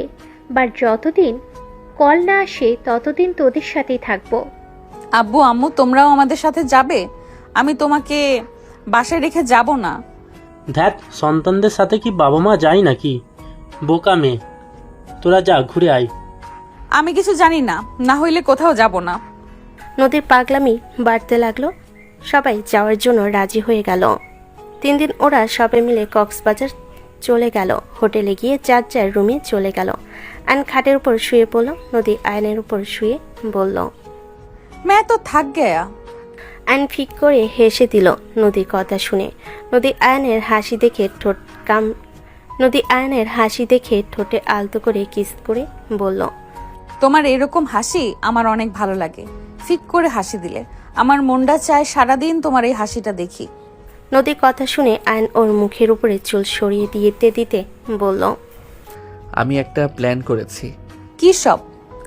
আব্বু ডাক শোনার ব্যবস্থা করব। আয়ন কথাটা বলে যে নিচে ফেলে নদীর উপরে ঝাঁপিয়ে পড়তে যাবে, সাথে সাথে নদী লজ্জা পেয়ে লাফ দিয়ে উঠে বলল, একদম না, কিছুক্ষণ পর বাইরে যাব। এখন ক্লান্ত লাগছে, কোনো কিছুই হবে না। কত পালাবে, রাতে তো ধরা দিতেই হবে। তখনকার ব্যাপার তখন দেখা যাবে, এখন দূরে থাকো। গোসল করে বাইরে যাব, অনেক ক্ষুধা লাগছে। আমারও লেগেছে। আমি গোসল করে নেই, তারপর তুমি আসো। আমি একা কেন করব, তোমার সাথে করব। আয়ন কথাগুলো বলে নদীকে কোলে তুলে নিল। নদী আয়নের বুকে আস্ত করে কিল ঘুষি দিতে লাগলো। আয়ন সোজা ওয়াশরুমে গিয়ে দুজন মিলে গোসল করে নিল। গোসল করে পোশাক চেঞ্জ করে দুজন বাহিরে বের হইল। তামিম বলে উঠল, শালিকা, দুজন একা ঘোরো আমাদের রেখে। দুজন পিছনে তাকাতে দেখে তমা, তামিম আর নদীর আব্বু আম্মু। নদী আয়ন ওদের কাছে গিয়ে বলল, একা ঘুরি না, ভাবলাম আপনারা নিচে আসতে থাকেন, আমরা একটু হাঁটাহাঁটি করি। বুঝি দূর ভাইয়া, খালি ভুল বোঝেন। আচ্ছা, দুজনের কথা রাখো। সামনে ভালো একটা রেস্তোরাঁ আছে, সেখানে খেয়ে ব্রিজের কাছে চলে যাব। ওকে চলো। ছয়জন টুকটাক কথা বলতে বলতে যেতে লাগলো। ছয়জন রেস্তোরাঁর ভিতর গিয়ে কথা বলতে লাগলো আর খেতে লাগলো। আয়নের ফোন বেজে উঠল। আয়ন কল রিসিভ করতে পিছন থেকে একজন বলল, হাই। ময়নাকে দেখে তমা আয়ন চমকে গেল। আয়ন কল কেটে দিয়ে বলল, এখানে তুমি? তোমার পিছন পিছন আসলাম। বসো। আর আমার নাম্বার দিয়েছিলাম কবে, আর কল দিলে কবে? ওই, তোমার ব্যাপারে জানো তো? হ্যাঁ। তুমি সব জেনে আমাকে একবারও জানাও নাই? ম্যাম, আপনি তো ওই ব্যাপারে কিছু জানতে চান নাই, তাহলে কি জানাবো? তোমরা কি একে অপরকে আগে থেকে চিনতে? আসলে এই মেয়েটাকে তোমরা দুইজন চেনো? ওয়েট, এই মেয়ে তো আপু তোমার সাথে থাকতো, তাহলে আয়ান তুমি কিভাবে মেয়েটাকে চিনো? স্যার, ম্যাম আপনারাও আসছেন দেখছি। আসসালামু আলাইকুম। ওয়ালাইকুম আসসালাম। তুমি এখানে কি করছো? একটা কাজ এসেছে, আয়নাকে দেখে ওইদিকে আসলাম। এসে দেখি আপনারা সবাই আছেন। আপনি আয়ানকে কিভাবে চেনেন? আমাদের কলেজের সামনে দিয়ে যেত, ওইখান থেকে পরিচয় হয়েছিল। হ্যাঁ, ওকে থাকেন আপনারা, আমি আসছি। ওকে যাও। ময়না চলে গেল। সবাই খাবার খেতে লাগলো। তোমার চোখে স্পষ্ট রাগ দেখতে পেল তামিম। তামিম চুপচাপ খেতে লাগলো আর ভাবতে লাগলো, ওই কি আমার থেকে কিছু লোকাচ্ছে? সেদিন ওর কথা মতো যা করলাম, তোমার সত্যি সেদিন ক্ষমা করে দিল। ওর কঠোর চেহারা, ভিতরে নরম ভাব, আমি তো কখনো বুঝতে পারি নাই ওই কিভাবে বুঝলো। আর ওরা একে অপরকে চেনে, কখনো তো আমাদের বুঝতেও দেয় নাই। তামিম কথাগুলো ভাবতে লাগলো আর তোমার দিকে আর আয়নের দিকে তাকিয়ে দেখতে লাগলো। সবাই খাওয়া দাওয়া শেষ করে রেস্তোরাঁর বিল দিয়ে বের হয়ে গেল। ব্রিজের উপর গিয়ে সবাই হাঁটতে লাগলো। হঠাৎ করে সব মানুষজন ছোটাছুটি করতে লাগলো। আয়ন নদীকে নিজের কাছে টেনে নিল। নদীর আম্মু বলল, আয়ান, নদীকে নিয়ে এখান থেকে চলে যাও। সাথে সাথে দিকে গুলি ছুলে নদীর আম্মু বসে পড়ল। ময়না পিছন থেকে দৌড়ে এসে চারজনের হাতে গুলি দিয়ে নিচে গুলি করতে লাগলো। তমা বলতে লাগলো, আয়ান, এখান থেকে চলে যাও, নদীকে নিয়ে পালাও। ময়না, তুমি ওদের এখান থেকে বের করে নিয়ে যাওয়ার চেষ্টা করো। আমি কোথাও যাব না। নদী, আমার সাথে চলো। আয়ন নদীকে নিয়ে যেতে লাগলো। তো ময়না আয়ন নদীকে পিছনে রেখে গুলি চালাতে চালাতে যেতে লাগলো। নদী ভয়ে যেতে লাগলো। আয়ন নদীর কান ধরে নিয়ে যেতে লাগলো। দুজন ওখান থেকে কিছুটা দূরে যেতে নদীকে গাড়িতে তুলে দিয়ে হুট করে তমার হাতে গুলি লাগলো। পিস্তল ছিটকে পড়ে গেল। ময়না পিছনে তাকিয়ে ম্যাম বলে চিৎকার দিল। আয়ন পিছনে তাকিয়ে জোরে চিৎকার দিয়ে বলল, তমা। আয়ন 1 মিনিট অপেক্ষা না করে দৌড়ে গিয়ে টিকবাজি দিয়ে পিস্তল হাতে নিয়ে একের পর এক গুলি করতে লাগলো। তমা হাত চেপে ধরে বলল, আয়ান, এখান থেকে চলে যাও। আয়ান, প্লিজ চলে যাও এখান থেকে। ময়না আপু, আপনি তমাকে দেখেন, আমি এদিকে দেখছি। ময়না তমাকে নিয়ে গাড়ির দিকে যেতে লাগলো। পুলিশ এসে ঘেরাও দিলে সবাই স্যালেন্ডার করতে লাগলো। নদীর আব্বু আম্মু তামিম দৌড়ে যেতে লাগলো। হুট করে একজন আয়নের দিকে গুলি ছুলে তমা জোরে চিৎকার দিয়ে দৌড়ে গিয়ে আয়নকে জড়িয়ে ধরে তমাকে গুলি লাগলো। আয়ান সাথে সাথে ঘুরে জড়িয়ে ধরে সাথে সাথে ওই লোকটার মাথায় গুলি করে দিয়ে চিৎকার দিয়ে বলল, তমা এটা কি করলে তুমি? তমা আমাকে কেন বাঁচাতে আসলে? তমা তোমার কিচ্ছু হবে না, আমি তোমার কিছু হতে দিব না। আয়ন হাউমা করে কান্না করতে লাগলো। সবাই দৌড়ে আসলো। সবাই তমাকে জড়িয়ে ধরে কান্না করতে লাগলো। তমা তামিমের দিকে তাকিয়ে বলল, আমাকে ক্ষমা করে দিও, আমি তোমার ভালো স্ত্রী হতে পারি নাই। তমা, তোমার কিচ্ছু হবে না, আমি তোমাকে কখনো হসপিটালে নিয়ে যাব। এই তমা, তুমি চোখ বন্ধ করবে না। তমা আমি তোমার কিছু হতে দিব না। এই আল্লাহ, তুমি তোমার কিছু করো না। আল্লাহ তুমি আমাকে নিয়ে যাও। এই তমা, তুমি কেন আমাকে বাঁচাতে আসলে? তমা আয়নের গালে হাত দিয়ে বলতে লাগলো, আমাকে ক্ষমা করে দিও, আমার সব থেকে ভালো লেগেছে আমি তোমাকে বাঁচাতে পেরেছি। তুমি যতই আমার উপরে রাগ করে থাকো, আমার বিপদে ঠিক তুমি এসেছিলে। আয়ান, তোমাকে পাবো না জেনেও ভালোবেসেছিলাম। অন্য কেউ ছিল কপালে, তাই হয়তো পাই নাই তোমায়। এতে আমার আফসোস নাই। বন্ধু হয়ে থেকো আমার পাশে। জানো, বুঝি নাই আবারও তোমায় পাবো এভাবে। আজ আমি খুশি তুমি আমাকে বাঁচিয়েছিলে। আজও আমার জন্য হাতে পিস্তল তুলে নিয়েছো। আজ আমার বোনকে তোমার হাতে তুলে দিলাম। আয়ান, আমার বোনকে সুখে রেখো। এই এই আমি এই জীবন তো চাই না। তুমি চুপ করো, আমি তোমাকে হসপিটালে নিয়ে যাব। আমি তোমার মৃত্যু তো চাই নাই, আমি তোমাকে হাসি খুশি দেখতে চেয়েছি। আয়ান তমাকে কোলে তুলতে গেলে তামিম তমাকে নিজের কাছে টেনে নিয়ে বলল, আমি তোমাকে নিয়ে যাব, তোমার কিচ্ছু হবে না। আমার হাতে সময় নেই, আমাকে কিছু কথা বলার সময় দাও। কিছু হবে না তোমার, এইসব বলো না তুমি। আয়ান কান্নায় ভেঙে পড়ল। তমা নদীর হাত ধরে পড়ল, বোন, আয়ান অনেক ভালো ছেলে, ওকে কখনো ভুল বুঝিস না। আয়ান, আপুকে নিয়ে চলো। নদীর আম্মু কান্না করতে করতে বলল, ওকে নিয়ে চলো। তোমার মা আমার, চুপ কর, তোর কিচ্ছু হবে না। তমা ওর আম্মুর হাত বুকে জড়িয়ে নিয়ে কিছু বলতে গিয়ে তমার হাত পড়ে গেল। তামিম জোরে চিৎকার দিয়ে উঠল। তামিম হাঁটু গেড়ে বসে পড়ল।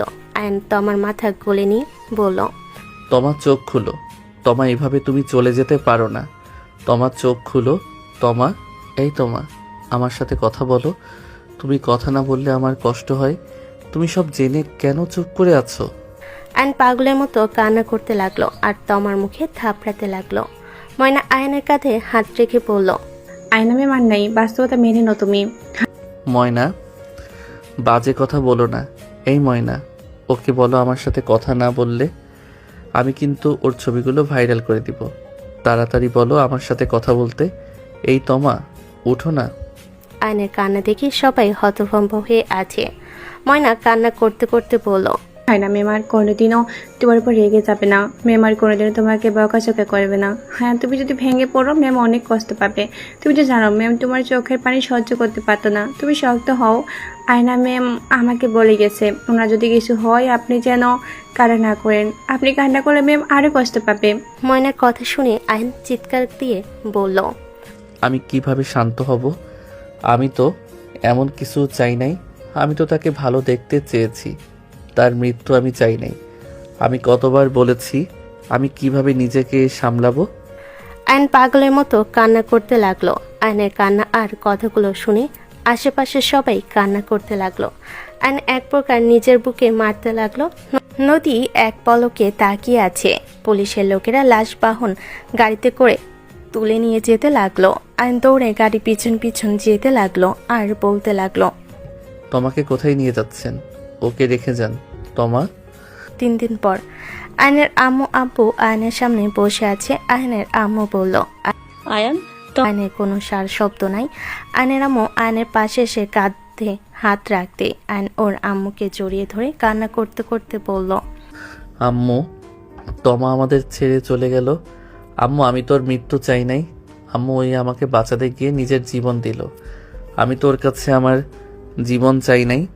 ওই আমাকে অপরাধী করে চলে কেন গেল? আমার তো নদীর বড় বোন, তুই কেন এভাবে ভেঙে পড়ছস? তোমার সাথে তোর কি কোনো সম্পর্ক? দেখ, আমি জানি না কি সম্পর্ক, কিন্তু তোর পাগলামি থামা। সমাজের মানুষ নানান কথা বলছে, মৃত মানুষকে নিয়ে বাজে কথা বলা শুরু করেছে। তুই এখানে চুপ হয়ে যা। নদী তোর স্ত্রী, ওর উপর দিয়ে কি যাচ্ছে, একেই তো বোনকে হারালো, তার উপর আবার তুই এমন করছিস। তামিম তোমার হাজবেন্ড, ও তো নিজের স্ত্রীর প্রতি ঘৃণা চলে আসছে। আয়নোর আম্মুর কথা শুনে নদী তামিমের দিকে তাকালো। আয়ান কিছুক্ষণ চুপ থেকে আয়ান তামিমের কাছে গিয়ে ওর পাশে বসলে। তামিম উঠে যেতে নিলে আয়ান তামিমের হাত ধরে বলল, ভাইয়া আমার কথা একবার শুনেন। আমার ব্যবহার আসলে আপনাদের বিভ্রান্ত করছে। আমাকে ক্ষমা করে দেন, কিন্তু তোমাকে ভুল বুঝবেন না। আমি আপনাকে বলছি, তোমার সাথে আমার পরিচয় হয় ক্লাস 10-এ থাকতে। তমা অ্যাক্সিডেন্ট করছিল, আমি গাড়ির কাঁচ ভেঙে আমি তাকে হসপিটালে নিয়ে গেছিলাম কিছু মানুষের সাহায্য নিয়ে। সবাই ভেবেছিল ও মারা গেছে, আমি বলেছিলাম না, বেঁচে আছে। পরে হসপিটালে নিয়ে গেলে আমি তাকে আমার রক্ত দিয়ে সাহায্য করি।